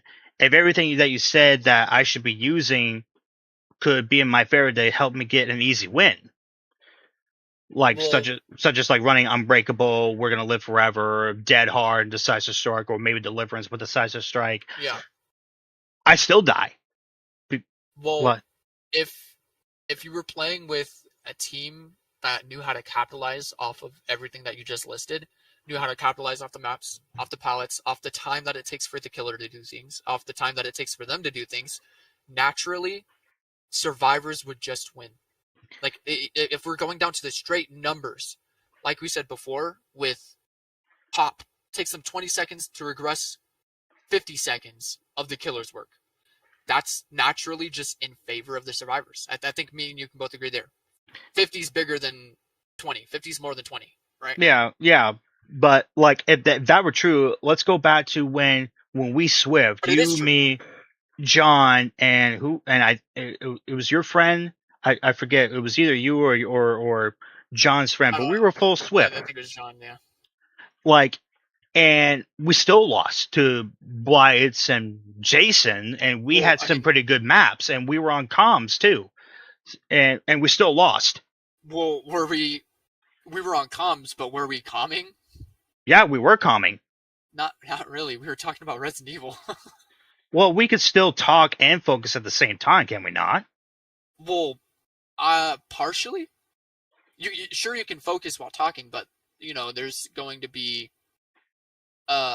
it's going to affect your judgment in game. That's why comp teams don't talk about the weather in the middle of an insane blight match against Momo 7th. I don't know. I mean, like, I believe that if three survivors are fixing generators, they can talk, and I mean, the killer can only chase one survivor at a given time, unless that survivor is so incompetent they accidentally bring the killer to the people that are working the And gen, which and has that's the happened to thing me. as well, is that if a survivor squad was being as efficient as they could, they wouldn't bring the killer to the other survivors because they would know where each other are. They'd be like, "Hey, Unless the I'm survivor had moving no killer over choice. here." Unless they have no choice, and if they had no choice, they would play around that and they'd just go to a different gen because Yeah, I'm that sure also, that the loop but that would give the killer more time, then, would it not? that would give the killer more time, but it would also give the survivor more time because it gives them more open map to use and more resources to use. But it Like let's say there's 3 survivors on gens across the map, right? Hmm. Let's say we're like 30 seconds into the match, so the gens are roughly at like I don't know, like 30%. 20%, 30% each. Yeah. Okay. And let's say the blight or whatever is chasing a survivor around the map. Hmm. And let's say the survivor is heading towards Shack and he's like, "Hey, I'm going towards Shack. Leave your gen, go to a different gen, go to main building, go to wherever. Well, what other gen except for Shack?" And I'm sure you know how strong Shack is. That survivor Yes. can stall an insane amount of time. They could use up all their windows and then they could drop the pallet and then make more distance. And that time is enough for that survivor to go to a different gen and to have the exact same progression on that gen as they did in Shack. So then they have 2 gens that are also at 20, 30%. And then the other 2 gens are probably about a pop during the time that the survivor found the other gen. If you're going against an M1 killer that doesn't have high mobility, then Even if yes. the killer has high mobility. Huh? Even if the killer has high mobility. I mean, we've seen it against Momo 7th. Again, I mean, like, he won 1,800 matches. I mean, like, He won 1,800 matches, but did he win 1,800 matches against killer or against survivors that played as well as they did against him in his last match? I'm having a hard time understanding your question. So he won 1,800 matches Yeah. against survivors who didn't capitalize off of things, who didn't communicate, who didn't run the correct perks, and who didn't use the perks correctly. But the one match that he gets where they do everything to a T, he loses by a long shot. And But what I'm basically saying is that all of the matches beforehand weren't the one that he ended on, in a sense. yeah, but this also goes back to my argument with the skill set, because Momo 7 is a competitive player. You're telling me that during the 1,800 win streak that he has not come across a full Swift team with comms? I mean, like... Well, I mean, like we said with MMR is cooked. You can go. I've gone against people with 50 hours in this game, and I've been max MMR for like 4 years, 5 years. I've gone against people who had 10,000 Yeah. hours on, and I still own them as pig. Exactly. Yeah. Hours don't matter. Hours don't matter. No, it's the same thing with prestige. It doesn't matter. You could still suck. Yeah, exactly. Yeah, but the main fact is that I still think skill can tier the balance in your favor. Same thing with survivors. Well, skill changes balance in your favor for sure, but we're not including skill into this. We're including just base numbers. If we look at the numbers, the game is naturally more survivor sided than the killer. Whether or not the survivors play off of that side towards them is up to them. Even though it's been said that if I can talk, killers have a 60% kill rate, so Sure. they get a lot of kills. Like, That's just because survivors suck. well, regardless if they if suck or not, they'll die regardless. Well, if they suck or not is determining if they die or not. Yeah, but that also goes to my other argument, depending on which killer you're going against and the map you're on, because the map cannot go in the killer's favor. We can agree with that, right? some maps can be better for certain killers. Yeah, let me give you an example. Like before they fucked up the map offerings, which I Oh my don't gosh! they fucked that up. Don't get me started on map offerings. Yeah. Well, I think it was unnecessary change. I'll just leave it at that. It was 100% necessary. Okay, we gotta talk about that. Okay, okay. We'll talk Uh, about that after we finish this one up. sure, sure. Like maps like Thompson's Farmhouse, Blight works so well with that map because That's that realm is the same realm that Momo 7th lost on. are you serious? I'm being so serious. He lost on uh meat plant or whatever. Not meat plant. That's Gideon. Are you talking about the huge corn map? Yeah. Okay, yeah, that's the Thompson house. Uh, Yeah, it was one of the other variants, but he did lose on the corn map. okay, I'll have to look because like I find it really hard to believe he would lose that map in particular. Now, if it was a slaughterhouse or the one that has a shack in the center with all the wheat fields, Do may you wanna go watch Momo uh 7th's VOD? nah, We can, I mean not right now because we still got a lot to talk about. I mean I feel like if we pull it up, it could be very I educational mean, to see if the you want to balance. screen share it, I mean, fine. But Oh uh, yeah, I can screen share it. let's see. I'm gonna take a look at the chat here right now. I mean, there's even debates going on in my chat right now. Oh, okay. So it's Rat Knob said it was not the Thompson, it was the Ranked Abiter. Which one was that one? It's still corn. Well, I still know, but what variant was it? What's it with the one It's with the the it's the one with like the meat, like the meat plant, like the meat house, the with the cow slaughterhouse? singing. Yeah, the slaughterhouse. Oh, Yes. okay. Okay, I could see how he could possibly lose to that because the survivors could go into the slaughterhouse, and it is hard to navigate in that area, especially with the hay bales. I Would kind of could see that, Wouldn't you agree that but I Thompson was House is also difficult for Blight to navigate? no because it's so much open space with the cornfields. He's easy to navigate. I mean, I get owned so many times there as blight because they can easily navigate the area. And but back onto which killers take advantage of maps, Michael Myers, for example, he takes a huge advantage of Midwich, of scaring the players with Scratch Mirror, and I miss those days. Same thing with Doctor on the Hawkins Lab, where he could use the he could abuse his shock and just with claustrophobia, unnerving presence, un oh distressing, and I think the fourth perk was Hunter's Lullaby and combined with the king's piece and the queen's piece, he can abuse and just keep everybody in madness tier 3 because of his shock blast. Because the map is so damn small. True. Yep. But Go real quick though. Going hmm, back to like the base point that I'm trying to get through is that if we just look at the numbers in the game, mm-hmm. like I said, it takes killer more time to it takes survivors less time to undo what the killer does with more time. Like we saw with Pop, with Grim Embrace, with Deadman's, all of those perks, sure they block the gens, it gives the killer time, but if the survivors were efficient and they just get back on the gens to undo the regression or to make up for the time lost because it was blocked, it takes them less time to complete that within the same amount of time. Like 40 seconds on a gen is half of a gen. Well, almost half, but I know what you mean. Almost half, yeah. 40 seconds on a gen is roughly half of the gen. Yeah.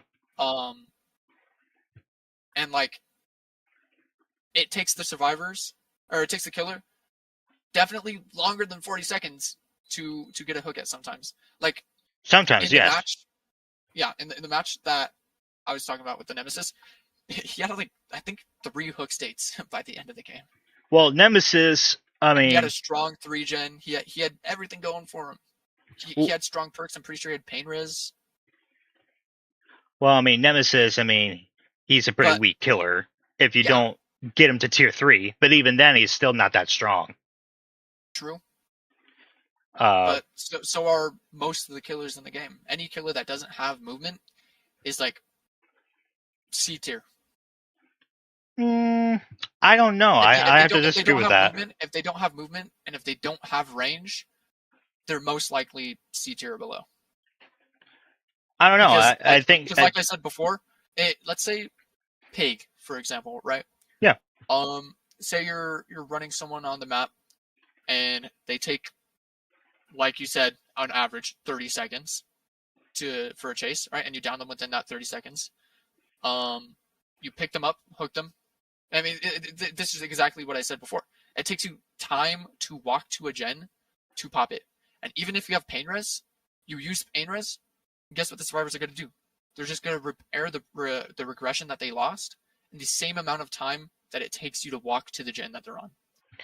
And you might be right about that, but it still gives him time to the pig time, because it has worked for me several times where it has still given me time to get to Well, that it gives gen.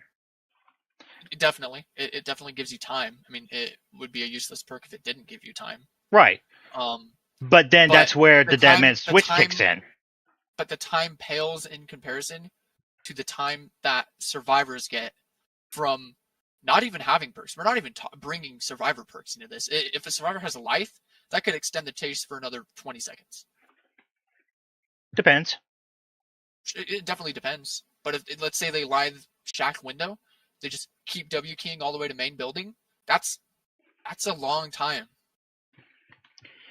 I mean, it Like feels a lot of let's time say for a survivor. I will say that, but for let's say killer, well, mm, I'll let you go. Sorry. no, keep going. What about killer? But for killer, it doesn't feel that long at all, honestly, because I What do you feel mean? like because I feel like I catch up with survivors super quick, regardless if they use the exhaustion perks, like with sprint bursts and life and all that. And even though they have looped me quite a bit, I still catch their ass. And it may be over 30 seconds, sure. But then that's when her ability comes into play, to where, like, I put the bear trap on them and I use the double stack gears, the box of gears, and I think it's called the sack of gears, to buy me more time True. to search the jigsaw boxes, because everybody's been telling me I should use that build, those add-ons together, instead of using creative gears and tamper timer, and I have Yeah. been, and they were right about that because it does give me more time. but but it doesn't work just on pig too, because like when I played doctor, like Mm, I would shock everybody tier 3, and I would have the discipline add-on, and they yeah. got so confused, especially if it's an indoor map. They didn't know if I was still chasing them or not, because they would be True. so paranoid to think that, But okay, he left, and all of a sudden I come back around and I was like, I got you, bitch, because I got them with their pants down. true. But I mean that all buys into the survivors not being coordinated. That's not like prime scenario. If you put prime doctor against prime Swift, Swift will win. Oh, 100,000%. Swift would win because I hardly ever seen Doctor, and I don't know what they've done to Doctor, but I just he feels weak.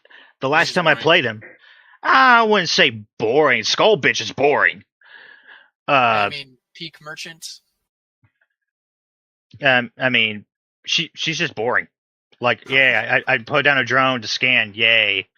Like Pig, on the other hand, or sorry, not Pig, Doctor. Like, yeah, I could zap, but like it makes it interesting because like you're not sure if you should drop the pallet or not in order to extend the Well, chase. if you're playing against Doctor, 9 times out of 10, if a survivor is good, they'll just run to a different loop. See, I tried that, but I feel like there's a bug with his shock, to where like it's a 3 second window after a survivor's shock, they can't interact with anything, correct? Something like that. And I've been on both sides where, as survivor, like it feels longer than 3 seconds. When I play Doctor and I shock a survivor, they pull down a Well, pallet down within 3 seconds, and I count in my head after I well, that shock them. doesn't affect if the survivor just W keys to another tile though. Because like let's say your doctor you're looping around like a basic tile, not really that strong.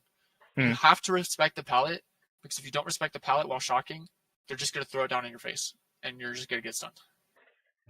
See, I tried So respecting the palette on the survivor side, but it just never works in my favor because, like, um, again, the killer mans are just so good at doing mind games.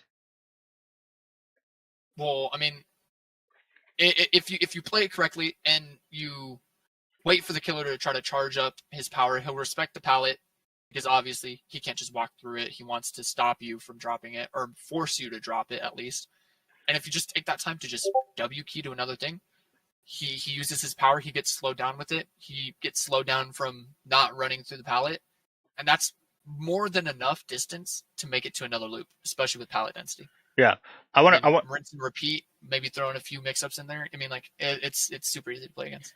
yeah, I want to read something that Praise just said. So he said one of the problem with Dead by Daylight is a lot of the killers aren't on par with newer meta, so a lot of them get held back or feel bad because of all the new perks out now, and they have really no mobility or any special. I don't know about that. What do you think What? about what Praise just said in my chat? Um. Yeah. I agree. A lot of older killers are just naturally more weak because newer powers are based around the current meta, which the current meta is bonkers. What is the current meta? Mobility dash slap because you need to have mobility in order to keep up with the game nowadays. Because if you don't have mobility, like we said before, you waste an incredible amount of time to do anything in the game. Like that Nemesis. You said that Nemesis is bad. Yeah, He's bad because he takes forever to travel to place to make a difference in the match. but he That's could. why that's why Jason, Springtrap, Prasu, all of the recent killers have mobility because they need to be able to keep up with the game. Because if they don't have mobility, they they just fall off. No one wants to play them because they're just incredibly weak. Well, see, I don't know if that's true because like you get these sweaty P100 hillbillies, P100 Onis Well, that there's definitely killers in the past that still hold up today. I mean, like Huntress is pretty strong. Billy's obviously incredibly strong. yeah, Oni's pretty strong as well. oh yeah. But it's just more frequent killers that are higher up on tier. Like if you pull up Ottstarva's tier list, most of the killers that have been released in the past 2 years are B tier and above. Most of the killers that released back during the beginning of the game are C tier and below, like Yeah. Legion, Trapper, Wraith, the Pig. Well, I watched that kill list and I'm rolling my eyes thinking like, there's no way you can think like that. Just how like people keep thinking that I find Dead Hard and Decisive Strike are just pointless. I Well, still why do you think Decisive Strike is pointless? because for one, the 60-second window is too short to make it actually worth Okay, anything.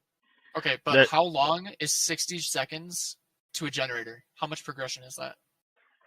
it'd be like 2/3, but like we're not talking about That generators, we're talking no about no the no. perk itself. Yes, that's 2/3 of a generator from 60 seconds of DS. But you If the cannot killer touch a gen chases with you, the size of strike. So what's your point on yeah. that? But if the killer chases you and picks you up within that 60 seconds, you get off for free, make more distance, stall more time. If all three survivors are on different gens, that's 3 gens. They're 2/3 Well, progress two. because of one DS. Well, hang on. Let me stop you there Yeah. because first of all, it would have to be two survivors on one or two gens because the third survivor is saving the fourth person off the hook. And even if, Deliverance. well, that is if they are using deliverance and if they actually save somebody off a hook. And if they're not the first one being chased because they're chased first and they get hooked, well, guess what? Deliverance is out the window. um, and then their build is screwed up because Well, if you're playing correctly, you're not going to get chased first if you have deli. Deli players play insanely safe off rip. well, no matter how safe you play, you're still gonna get caught regardless. I have a Because friend who might disagree with that, but well, I trust me, I try to play safe a lot, and I still somehow get caught first. I mean, even when I have distortion, somehow the killer still knows where I am if I'm not on a gen. well,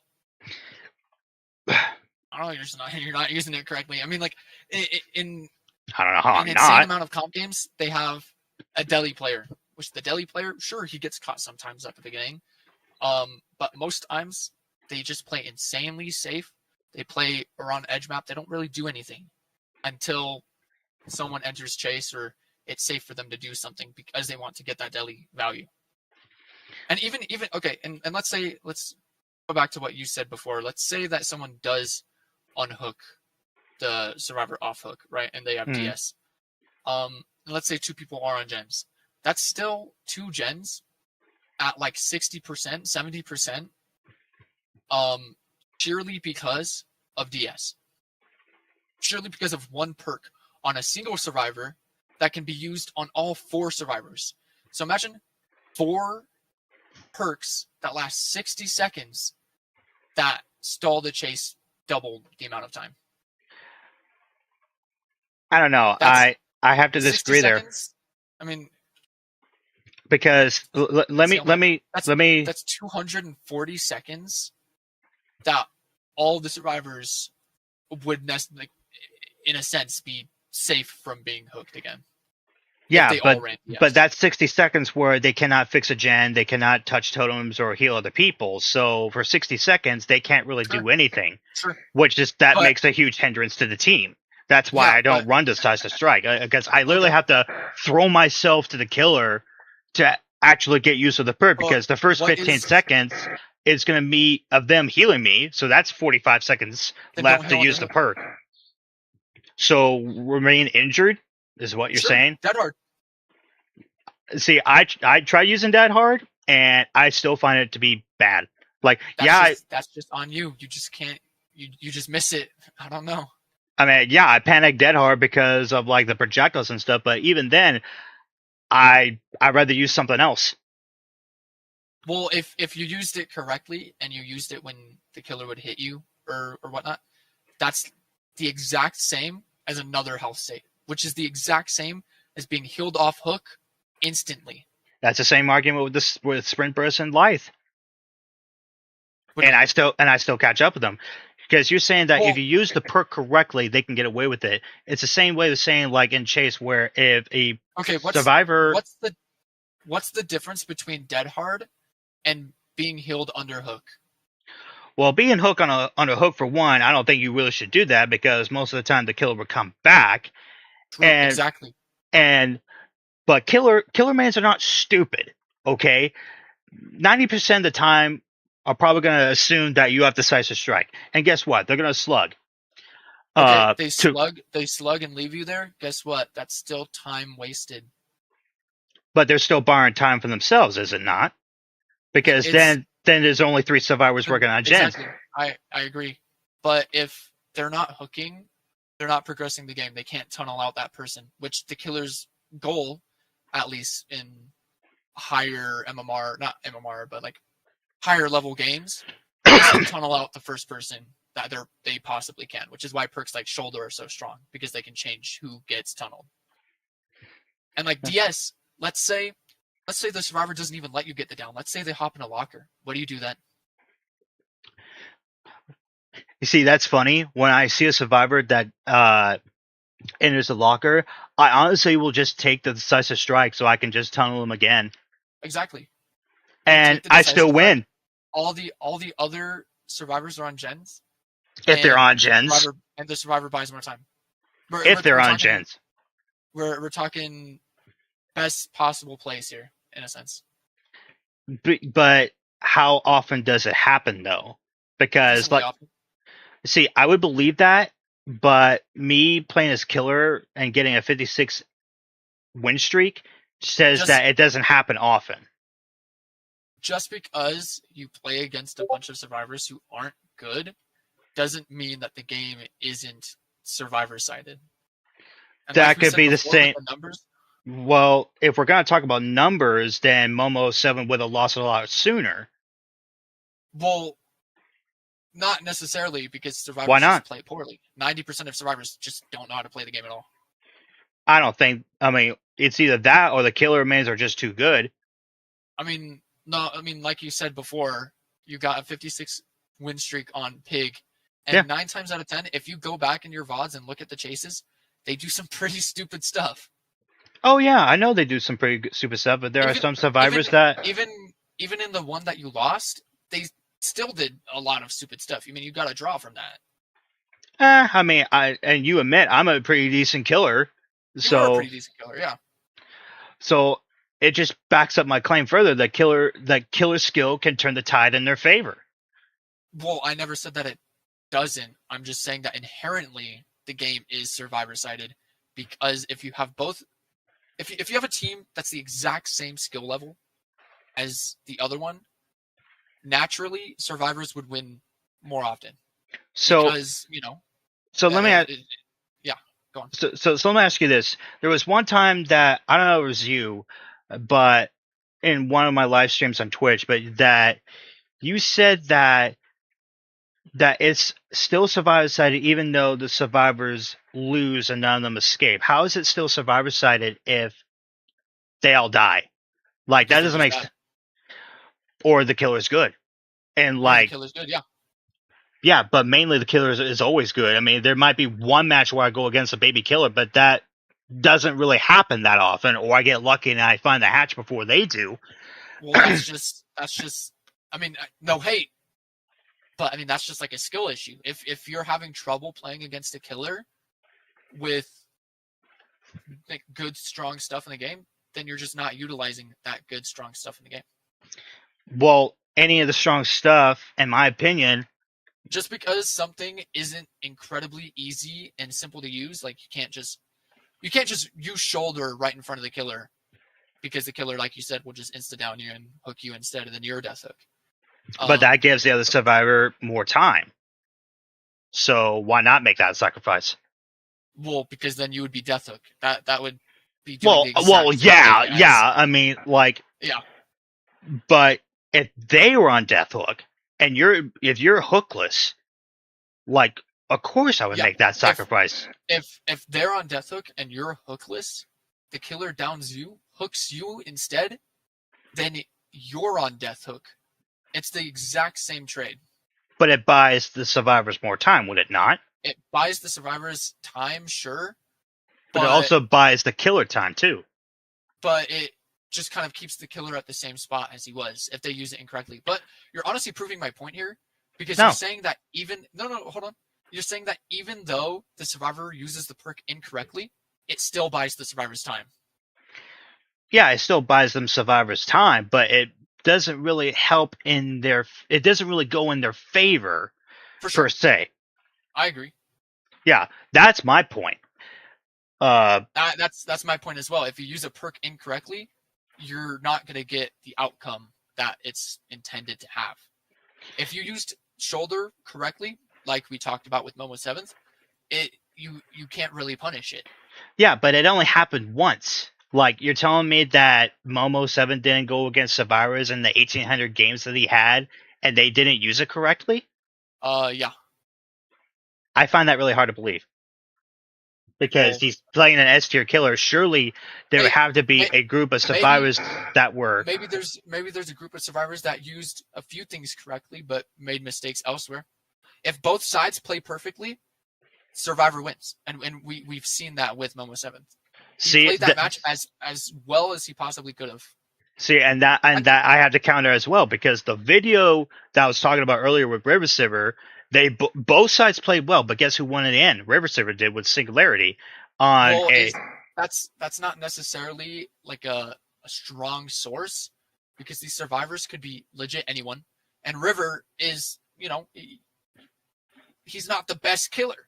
Momo 7th, you could argue, is one of the best killers in the game, and you could argue that the team that he went against is some of the best players in the game, like Note Note's crazy at the game. Note's, Note's Note. No doubt, no doubt. But the fact that both of the best went against each other, and it was an absolute landslide from the survivors, I feel like should show that the game is naturally leaning survivor sided. Like I said before, if you have two sides that are the exact same skill level, then it will always lean survivor. See, I want to believe that, but seeing the videos that I witness on YouTube where like these YouTubers go against these toxic bully squads, toxic Swifts, and they play the weakest killers like Legion, Plague, But that's Wesker. just because those guys just don't play well. Even though they're Swift, they don't play well and they have comms. It's a huge possibility that a Swift just doesn't play well. I've played with plenty of Swifts in my time of the game, and even I don't play well a lot. Like you said with Deathslinger, I can't run Deathslinger. No, can I can't. And since I'm not, as great as I can be, and I'm not utilizing things as they should be, naturally, I would probably lose because I'm not utilizing it correctly. I'm looking at the chat. Who's Took T says bully squads don't try to win. Of course they try to win. They try to win and bully the killer at the same time. Like I dealt with it off stream all the time.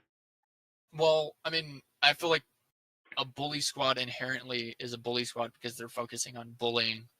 Winning's kind of like a side thing. Mm. And if they're trying to win, then they're not necessarily like a bully squad. They're just good at the game. I mean, I teamed up with bully squads, a 3-man bully squad who would just fuck with the killer, and guess who's doing all the gens? Me. And I get frustrated with my teammates. Exactly. I'm just like you said. what the fuck are you doing? Bully squads aren't a great source or like a great Yeah, example. and the killer is slugging all of them because they have flashlights, because they're lingering about, because when one gets knocked down, the other two are waiting right by. The killers aren't stupid because they know where they're going to be nearby. And that's another point to why slugging is also a good strategy in the game. That's why I run Lightborn, so I don't have to deal with the headache.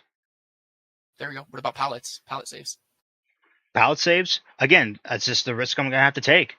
If someone dies on pallet and you know there's two other survivors that are super close nearby, are you picking up under pallet? I mean, if they're nearby, like I'll try to swipe them, get them away, and try to chase them just long enough to where I can create a gap to where I pick them up and they don't have time to go for the pallet save. Not necessarily, because I mean, if it's a bully squad, chances are they've got background player. See, but the problem is that we got another bug problem to where, and I'm pretty sure you've seen this, Skelly, to where you do the pallet save and the stun doesn't register. And I've seen this so many times. Well, see, it should not be a timing perfect penalty or a timing window at all. It should be stun regardless whether you're picking up the survivor at all. The killer has to have not necessarily movement, but they have to be at the point where they can have that movement, because otherwise it's just an animation. So they cannot drop the survivor at all when they're getting stunned, like got a pallet getting dropped on their head. They just can't instantly let them go. I mean, like that's just poor. Why not? Because they're in an animation. Well, the animation should have stopped them. That's like saying, oh, the killer's kicking the pallet, or the killer's wiping his knife on his arm. He should be able to just stop the knife animation and hit them again. Well, that's different. How is that different? It's an animation. It's an animation used to create a gap so that there's play around to certain things. So you want a killer to cancel the animation after they hit the survivor Okay, so that's completely different compared to the pickup animation on a pallet. A pickup animation gives survivors time to set up a save. Yeah, I understand to set up a save, but not the pallet. A swipe animation gives survivors time to make distance so that the killer can't just instantly hit them again. I'm sorry, I have to disagree right there because I think regardless whether what animation it is in the pickup, I'm talking about the pickup, not Yeah, the animation of cleaning your knife or yeah. resetting after you had the survivor. I really think regardless, no matter when you pick the survivor, when you start picking up the survivor, you should stun them like immediately to make the survivor let go because the killer has the fucker in his hand. Okay, like like I shouldn't have to wait for the killer to bring the survivor up on his shoulder and then stun them Well, because I mean, I feel like most of what you're like arguing about is kind of just how the game is programmed. Because I mean, like the killer cannot be stunned while in an animation. It's like the killer can't get pallet stunned. You know, like that's crazy hypothetical, but the well they killer can't still get don't pallet stunned though they while still don't breaking get a pallet. pallets done correctly when they're going for a pallet site. It still doesn't work properly. Well, that's just because the timing's off. No, even with perfect timing, it still doesn't work half the time. I mean, I mean, like especially when there's even been some instances, Skelly, where a survivor has I thought I was gonna get pallet stun and it didn't do the animation. Like I didn't even get stunned, even though I was close to the pallet and I didn't get stunned. So I'm not sure if it's a bug or whatnot. It wouldn't surprise me if it is. could be. It could be, and I wouldn't be surprised if it was. But like, I don't think we're gonna get anywhere with this argument here. Yeah, I was gonna say we should probably backtrack to what we were talking about before. Yeah, I don't remember So we just were going kind to of, talk about map offerings, wasn't it? we'll talk about map offerings in a sec. Okay. Because I still want to go back and talk about how the base time that it takes for each side to do something Hmm. is why the game is sided the way it is. Okay. It takes survivors 90 seconds to finish a gen, and they have Hmm. 5 gens. Hmm. But it could take the killer well over 90 seconds to get it down and get a hook, and he has 12 hook stages that he needs to get through Hmm. to be able to win. Hmm. So See, naturally, I would understand that logic, uh-huh. but if killers weren't constantly getting buffed to where that they could almost instantly use their ability to get an edge on the survivor to catch up with them so quickly, to get them off the gens, to get around the maps so quickly, um, I would follow your logic, but like you said, that killers use mobility to win, and of course that's what killers want. They focus mainly on mobility and crowd control, and that's why we go against so many blights. We go against so many Yeah, spirits, yeah, nurses, billies, vecnas, yeah. sometimes clowns and artists. I have gone against some crazy artist players that wreck survivors. What what killer buffs are you necessarily talking about that gives them the edge over survivors, even with the natural unbalance of Well, how time I'm works in the talking game? about how killers keep constantly getting buffed with each patches over the years. Yeah, Like, that's also real quick. I just want to kind of like set the ground going forward. okay, Would you agree that the game's time, in a sense, is naturally unbalanced towards survivors? honestly, Just, just, no. just, just, I feel just like naturally with numbers, I because honestly I don't know if I each can even agree with the numbers because it could be made up bullshit for how buggy the game is right now. well, it's gens have been 90 seconds to complete for I think like 2 years now. Yeah, unless you're using perks to speed it up, quote unquote perks to speed it up. Exactly, which is we haven't even dabbled in that area yet. Again, But like but I'm just talking about base game. Base game, 12 hook stages, 5 gens. Each gen is 90 seconds. Each hook state could be anywhere between 30 to the whole match. How is that balanced towards the killer? they could use the in their favor because like with killers with high mobility. No. Forget about the killer power. Forget Okay, about forget about everything. Just base kit game. Well, Would you agree? first of all, the maps are so damn small, which it goes in the killer's favor. Um, We're not even talking about the maps. We're talking about well, just the that's numbers. well. Again, I don't know if I could even agree with the numbers, like because it feels like it takes longer than 90 seconds when I'm by myself. Uh, if the killer is not using like pain res and all that, and even with the survivors helping me with a gen, yeah, it fixed it slightly faster. Two survivors on a gen make it go from 90 seconds to I think it's like 55 or something like that. So they say, but like, That we could go in a custom and test it.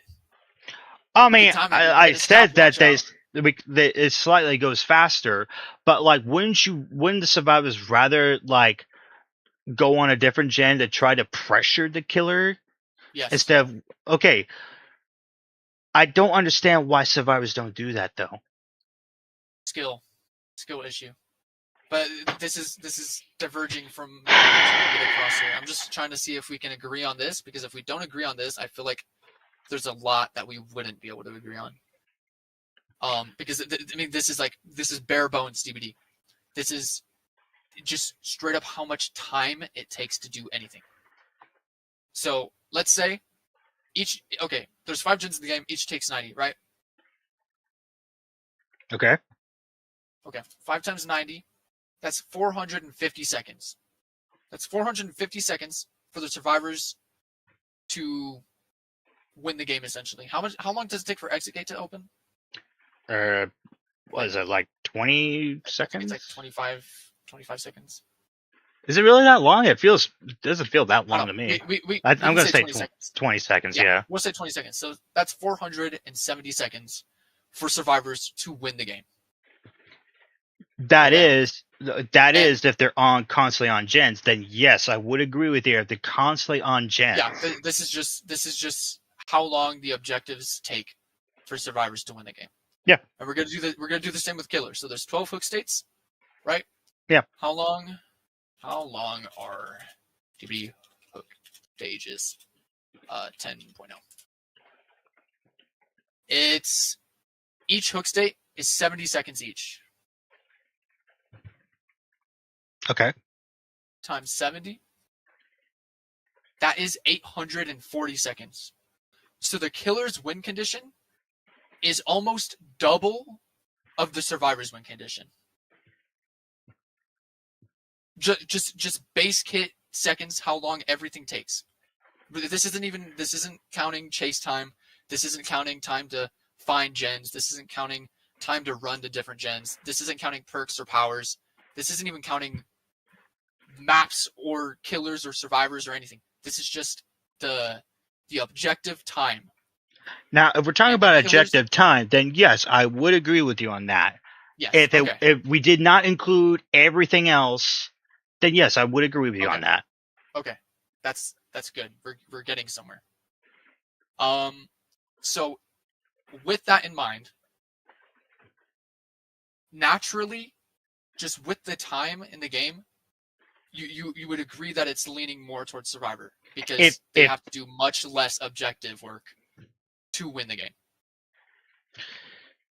I would have to say, yeah, if Okay, in just this sense, yes, just this sense, yes. Okay, and now we can start talking about perks and maps and stuff. yeah. So what would you like to talk about first? And we can Well, slowly build up DBD with perks and maps and whatnot, and we'll add it to our time. We'll see what wins in the end here. well, again, I have to say that the maps are a big issue for one because most of them are so small, like Midwich, Larry's, RBD, horrible map. I Uh, Yeah, okay. let's see I what. I feel like certain maps can be small, but the layout of them makes them feel larger than what they are. So like RPD for example, it's decently small, but it could take the killer way longer to get to a certain gen because it has 2 floors. Because they have to walk around the entire map just to get to the one gen that's at like 90%. I mean, while that may be true, but it just depends on where the survivors are.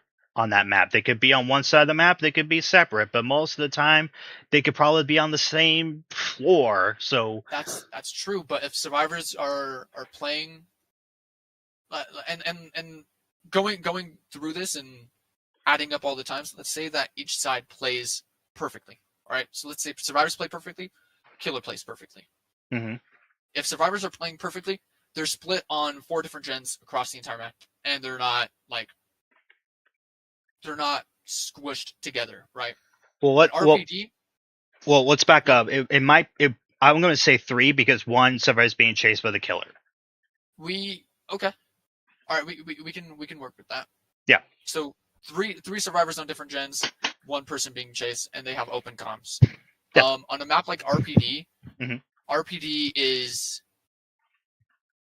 going to be difficult because survivors have such a long time to react to whatever the killer does.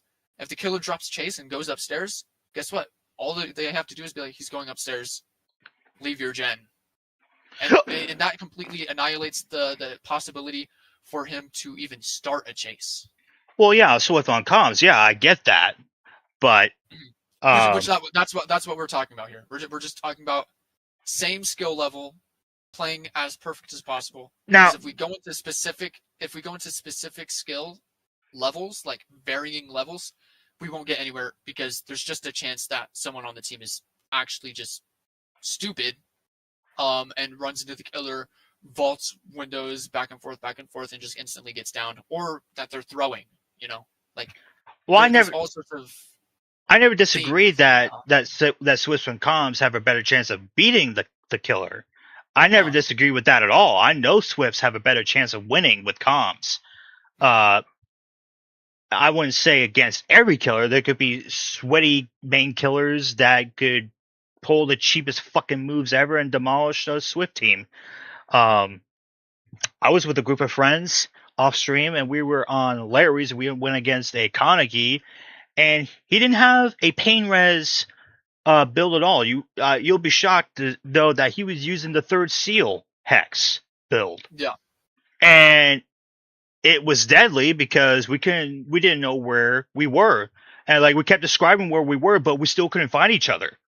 and and again, no hate, but that's just a skill issue. If you have a team that's really good at the game and they know the map, they're like you said before, they're going to use the clock method to call out.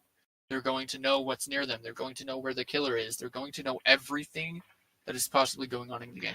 But yeah, but that just goes in my favor that I said that skill turns the tide on their favor.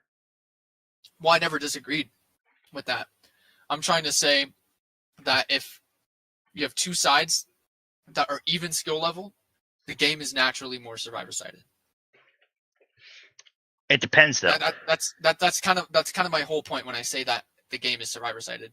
When I say it's survivor sided, I mean that naturally it is survivor sided because of the tools that they have to their disposal. Whether or not they use them correctly is up to the survivors. Um, but if they do use them correctly, I believe that survivors will win 9 times out of 10. But I mean, like same thing goes with killer. Like if the killer's stupid, then a bad team could easily escape. If the killer's good, then they could easily beat a bad team. If they're around the same skill level, it could be a hard fought match or it can't. It just when it comes down to not necessarily the bare bones, but like I said before, even skill level. Because if you add skill level into the game, it's difficult to find a balance. Like what I said before with the devs testing a perk. All the devs could be bad at killer, so they're like, wow, this killer perk or this killer power is super, super weak. Like let's look at Crossu. Crossu on PTB was decently weak, right? They were like, wow, this killer's pretty weak. Whatever. No one really knew how to use her. When she came out on live servers, she was probably one of the most strong killers that the game's ever seen. Oh yes. Surely because she she couldn't be punished from vaulting pallets. She could instantly dash, and her hitbox was outrageous. She Oh could glide across things. yeah. Her speed was insane. Yep. There was no way to outplay her. There was no way to outplay her. Nope. And that's because people's skill levels didn't match so they didn't know how to balance it.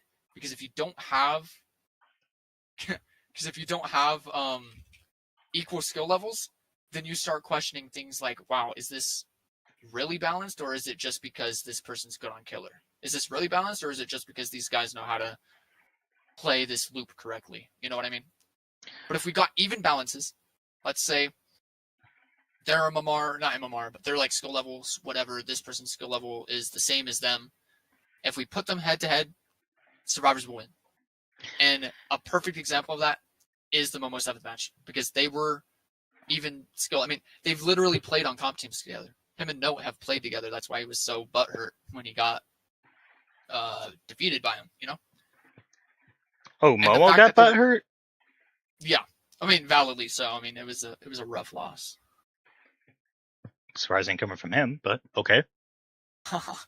But like the fact that they're even skill level and it was that much of a landslide against him is crazy, you know? Well, we have to. I mean, like you say that both sides will play at their strength, but in the end, only one side can win. And Yeah. but this also goes back to my argument once again. It just depends on the map and it depends on the killer. Because the those two things there can shift the balance. Whether it will go in the survivor's favor or it could go in the killer's favor. I agree to an extent. Okay. I think that certain, like I said before, certain killers are better on certain maps. Yes. Like a Ghostface on RPD or Larry's is obviously going to be stronger than a Billy on RPD or Larry's. Well, debatably, you know, just in Debatably, yeah. general, you know, Yeah. the map plays against Billy, the map plays for Ghostface. You know, it gives them their pros and cons per map. But even if with all of those random occurrences, if both sides were at the same skill level, it would still be survivor sided because of how many things they have at their disposal. Yeah. Like what do you think? What do you think is the strongest killer on their strongest map? What do you think is the most, I guess, abusive killer on the most abusive map? Like what's the hardest matchup to play against? The hardest matchup would either be Nurse or Blight. Okay, on which map? On Well, which map plays to their strengths the most? well, Nurse it could be any map. Because like nothing can really stop her. As What for about Nurse? What about Nurse on Larry's? still wouldn't stop her. Like if you It have could hinder her. It could hinder it her. could, but it could. But would it likely though? Not really. Especially I think the only thing that we'd agree on is that Nurse is super strong. I mean, I oh think yeah, that she is Nurse. super strong. I think Nurse might be one of the only killers in the game that ever so slightly tilted killer sided. Surely because she ignores everything in the game. Oh yeah, I But mean that doesn't mean that survivors still can't play around her. I mean, you need line of sight to be able to get a survivor. You need line of sight. I think. Can we both agree on that? I don't think necessarily you need line of sight. I mean, like if you have good awareness and you know exactly where survivors could be, line of sight isn't absolutely necessary, especially So you're when telling me that you can just blink instantly onto survivors without saying anything? oh well no, not blink instantly on survivors, but like you have a general idea of where the survivors will be, especially if they're not Yeah. if they don't have Iron Will, for example, if they're using Strider to listen to their grunts of pain louder. Well, what if they're healthy? You have to be able to find them and injure them before they can If they're even healthy, you can still be hear their audible. footsteps because You can hear their footsteps, sure. I If mean, you're close enough, you're not going to be close. If you're close enough to hear their footsteps as Nurse, you're close enough to get an instant blink hit. well, see, I feel like survivors' footsteps are louder to others. Let's take for example Ada Wong's footsteps. Her footsteps absolutely. are so fucking loud, like they're T-Rex. I made Spirit for a long, long time. I like know all the survivors' footsteps and how loud they are. Some of them are incredibly loud. Yeah, but I'm not sure if it's just me, but don't you think that the male footsteps are louder than females' footsteps? I mean, certain. I mean, Renato is like the quietest survivor in the game.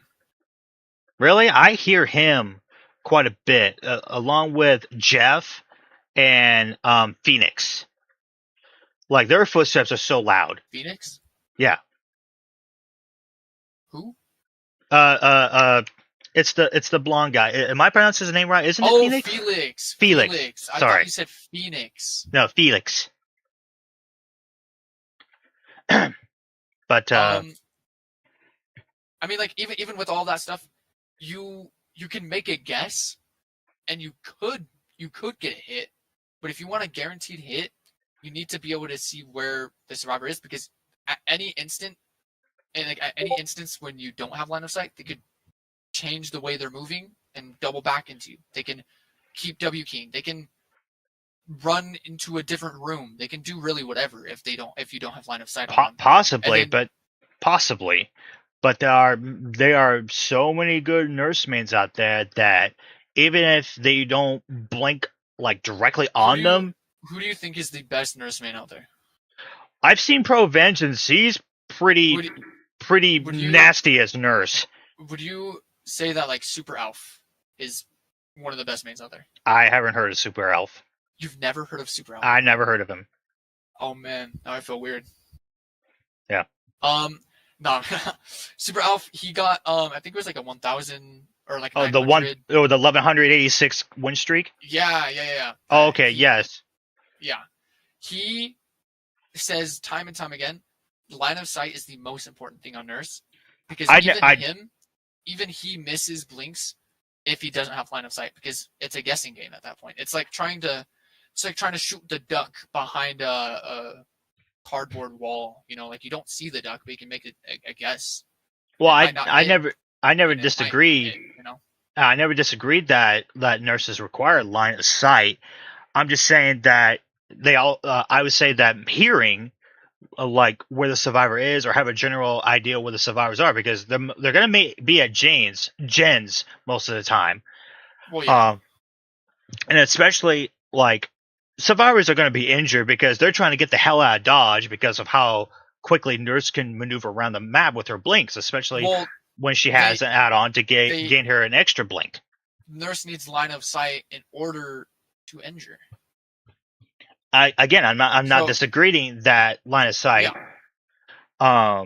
But I'm just saying that I think hearing is also very important because you could pinpoint where they could be, and you cannot really teleport onto them, but you'll be close enough to where that second blink's going to come in, and you're going to nail them. Especially how long her reach is with her melee, her hitbox is ridiculous. But what you just said there kind of like proved my point because Big Chip, best YouTuber. Oh my god.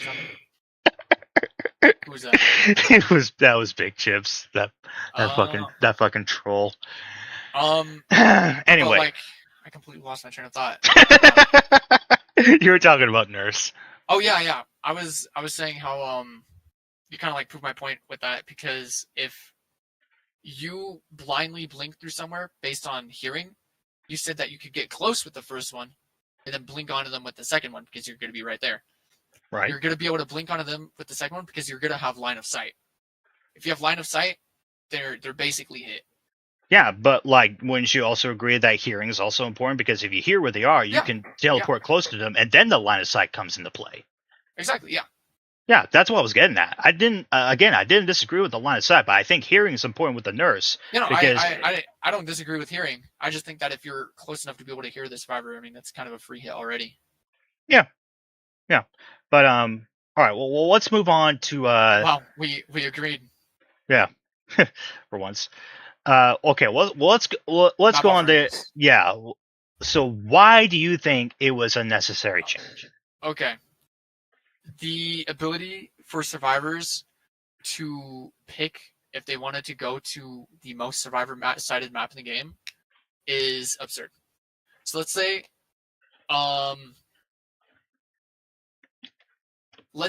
a Swift, right, like a comp Swift with all like the best perks and everything, they want to go to Badham. And they've been practicing Badham for the past like week, right? Mm-hmm. They're not going to lose on Badham because they're going to know everything about Badham. The killer, on the other hand, has no control over where the map goes because they only have one offering. The fact that survivors can bring 4 and outnumber the killer's offering, basically means that the survivors can guarantee pick wherever they want to go, which gives them an automatic edge against the killer before the match even starts. Okay, I understand that point. Which I think me and you can both agree that is survivor-sided. That what 4 against 1 map offerings were survivor-sided. that I think we can agree. okay, I can understand that, but at the same time, they don't know what killer they're going against. Like, it could backfire on them. So I can understand where you're coming from, but it might not necessarily be in the survivor's favor because it could actually work for the killer's favor. Well, yes and no. There's certain maps in the game that are just so strong that it doesn't really matter what killer, unless you're a nurse. Which Yeah, even then, nurse has bad maps.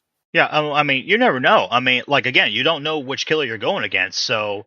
Okay, but if you're able to force the killer to go to a map of your choosing, and the map of your choosing counters 99% of killers in the game, do you think that that's survivor or killer-sided? It's hard to tell, because, again, How is it hard to tell? Well, again, it's all going to come down to the skill issue. Like, it doesn't matter how much you practice. Killer might have done the same thing with bots, and like maybe found a flaw there and there. The chance that killer practiced that exact same map, that they practice, is close to none. Again, I mean, like, I've never come across that issue when I played killer, and I mean, you've never come across? No, I haven't. Like a crazy Swift squad that sends you to a certain map. No, I haven't.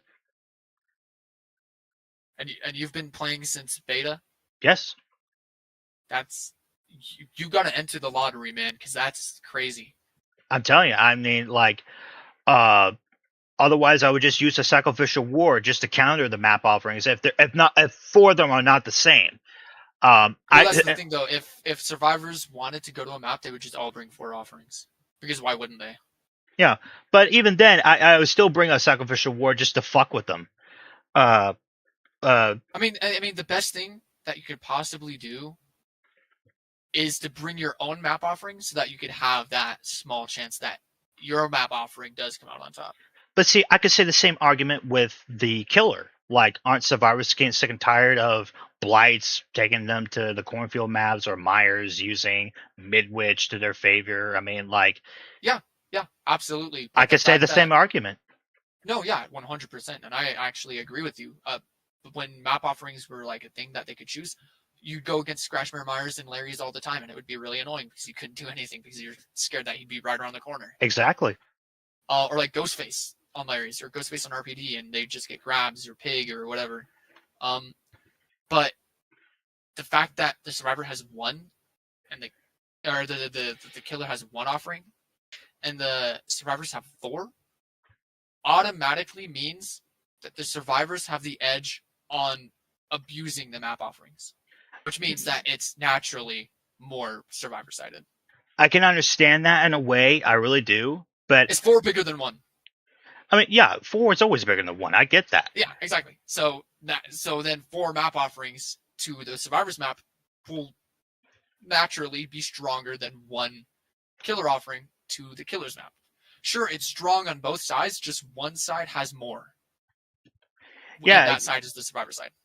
But my counter argument is that more could switch to the killers, because what if it's not Bagman? What if it's some other map that they like and it still works in the killer's favor?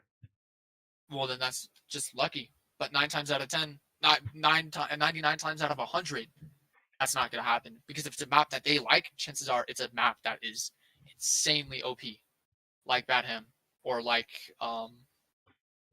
what's it called, the Dredges map. Yeah. Well, or like the game. Old game was crazy. I mean, game is still crazy, but game is still crazy. It's pal infested. We can both agree there. No, yeah. Game's still insane. It used to be worse somehow. How is it worse? I don't recall. It used to be worse in the sense of the amount of like just safe pallets that were on the map. There's I mean, still a lot of safe pallets on there. there's like 4 safe pallets on the game, but before I'm pretty sure there's like 6, and there was like tons of other filler. It was insane. It was nuts. Well, so would you though agree? It's kind of like the objective time that we agreed on earlier, the 840 versus 470. Naturally, killers have more time to complete they need more time to complete their objectives than survivors do. This is the same thing. Survivors have more opportunities to go to the maps that they want, the more survivor-sided maps than the killer, meaning that it's just naturally survivor-sided. But then again, it goes back to my argument. It just depends on the killer. It depends on the map, and it depends on the skill on how good the killer is. But your argument only works in 1% of any match, because like I said before, like Badham is bad for almost any killer except Nurse. If you're playing against Nurse, then oh man, you got unlucky for the first match out of 1,000 matches. You know what I mean? I know what you're trying to say, but just so why do you like the new change? Because I think they fucked up the change. Well, I mean, I think they kind of messed it up because map offerings are kind of pointless now. Yes, but there's no way to really rework map offerings to be balanced. Yeah, I mean, like, I understand what they were trying to do. I mean, when you brought that up, I can kind of see your point, but it just my counter argument is still valid in a way, but I mean, it's valid for such a small percentile to the point where it's like, is that really like a counter to the maps, or is that just luck? Like that's it could be both. That's like saying, oh, the counter to beating survivors is praying that their Wi-Fi goes out mid-game and they DC. Or the server crashes. Yeah, exactly. Yeah, you get what I mean. Yeah. That's like it's such a rare occurrence that like it's not really a counterpoint. It's just like, oh dang, they got unlucky for one game out of, like I said, like 100. But like, I think this change to the map offerings is just pointless. Like you said, we both agreed there, because I think they just should remove the map offering. I don't know. I think they should just remove the offerings and then replace it with like another offering. Like, well, bring back the moon offerings.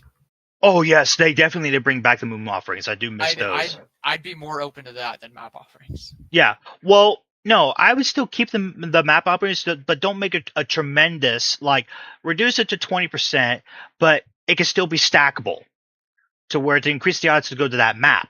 But not. Well, I mean, if it's stackable, it's the same thing, because then all 4 survivors would just run it, and then. But then I would change Sacrificial War to permanently disclose the maps. If they'd done that, I would have been okay with that change. I mean, it wouldn't be horrible. Like, that would be a decent balance, but at the same time, it's like.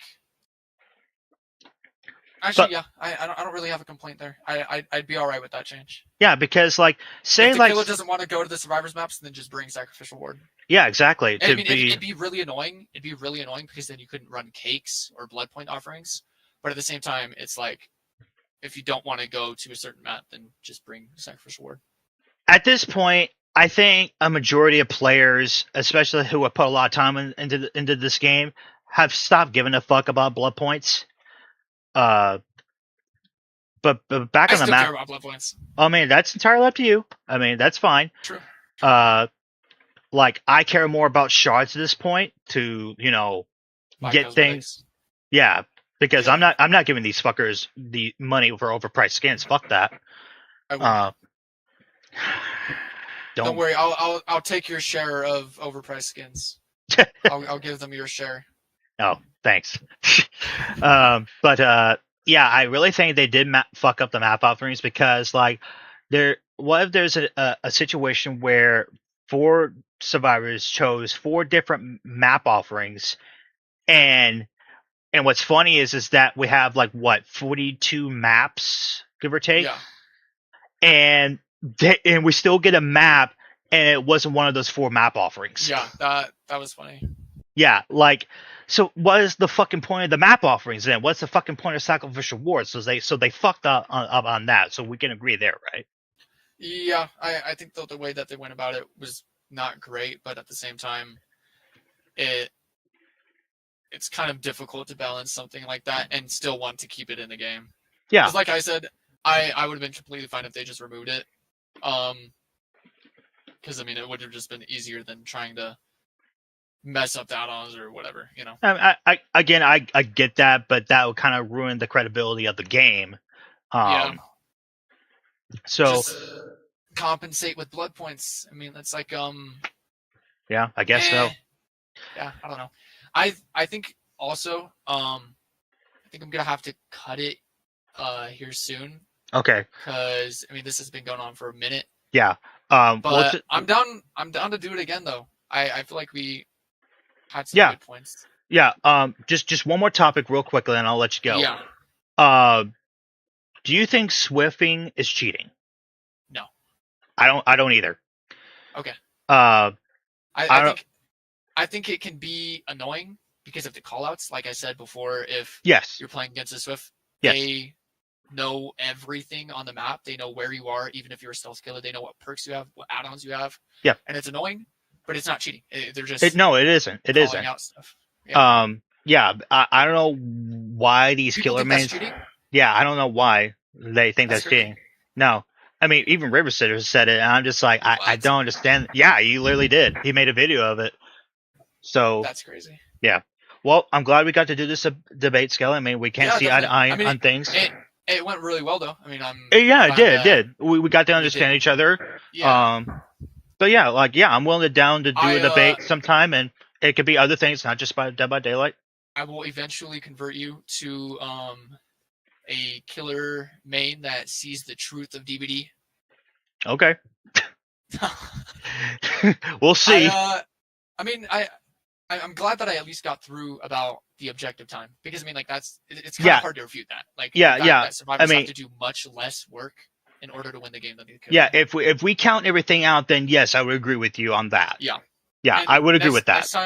Next time we get in a call, we can touch back on that, and we can talk about killer powers and stuff like that. Yeah, or we could talk about other things too that's happening around the world. So, for example, the Sony discontinuing disc copies.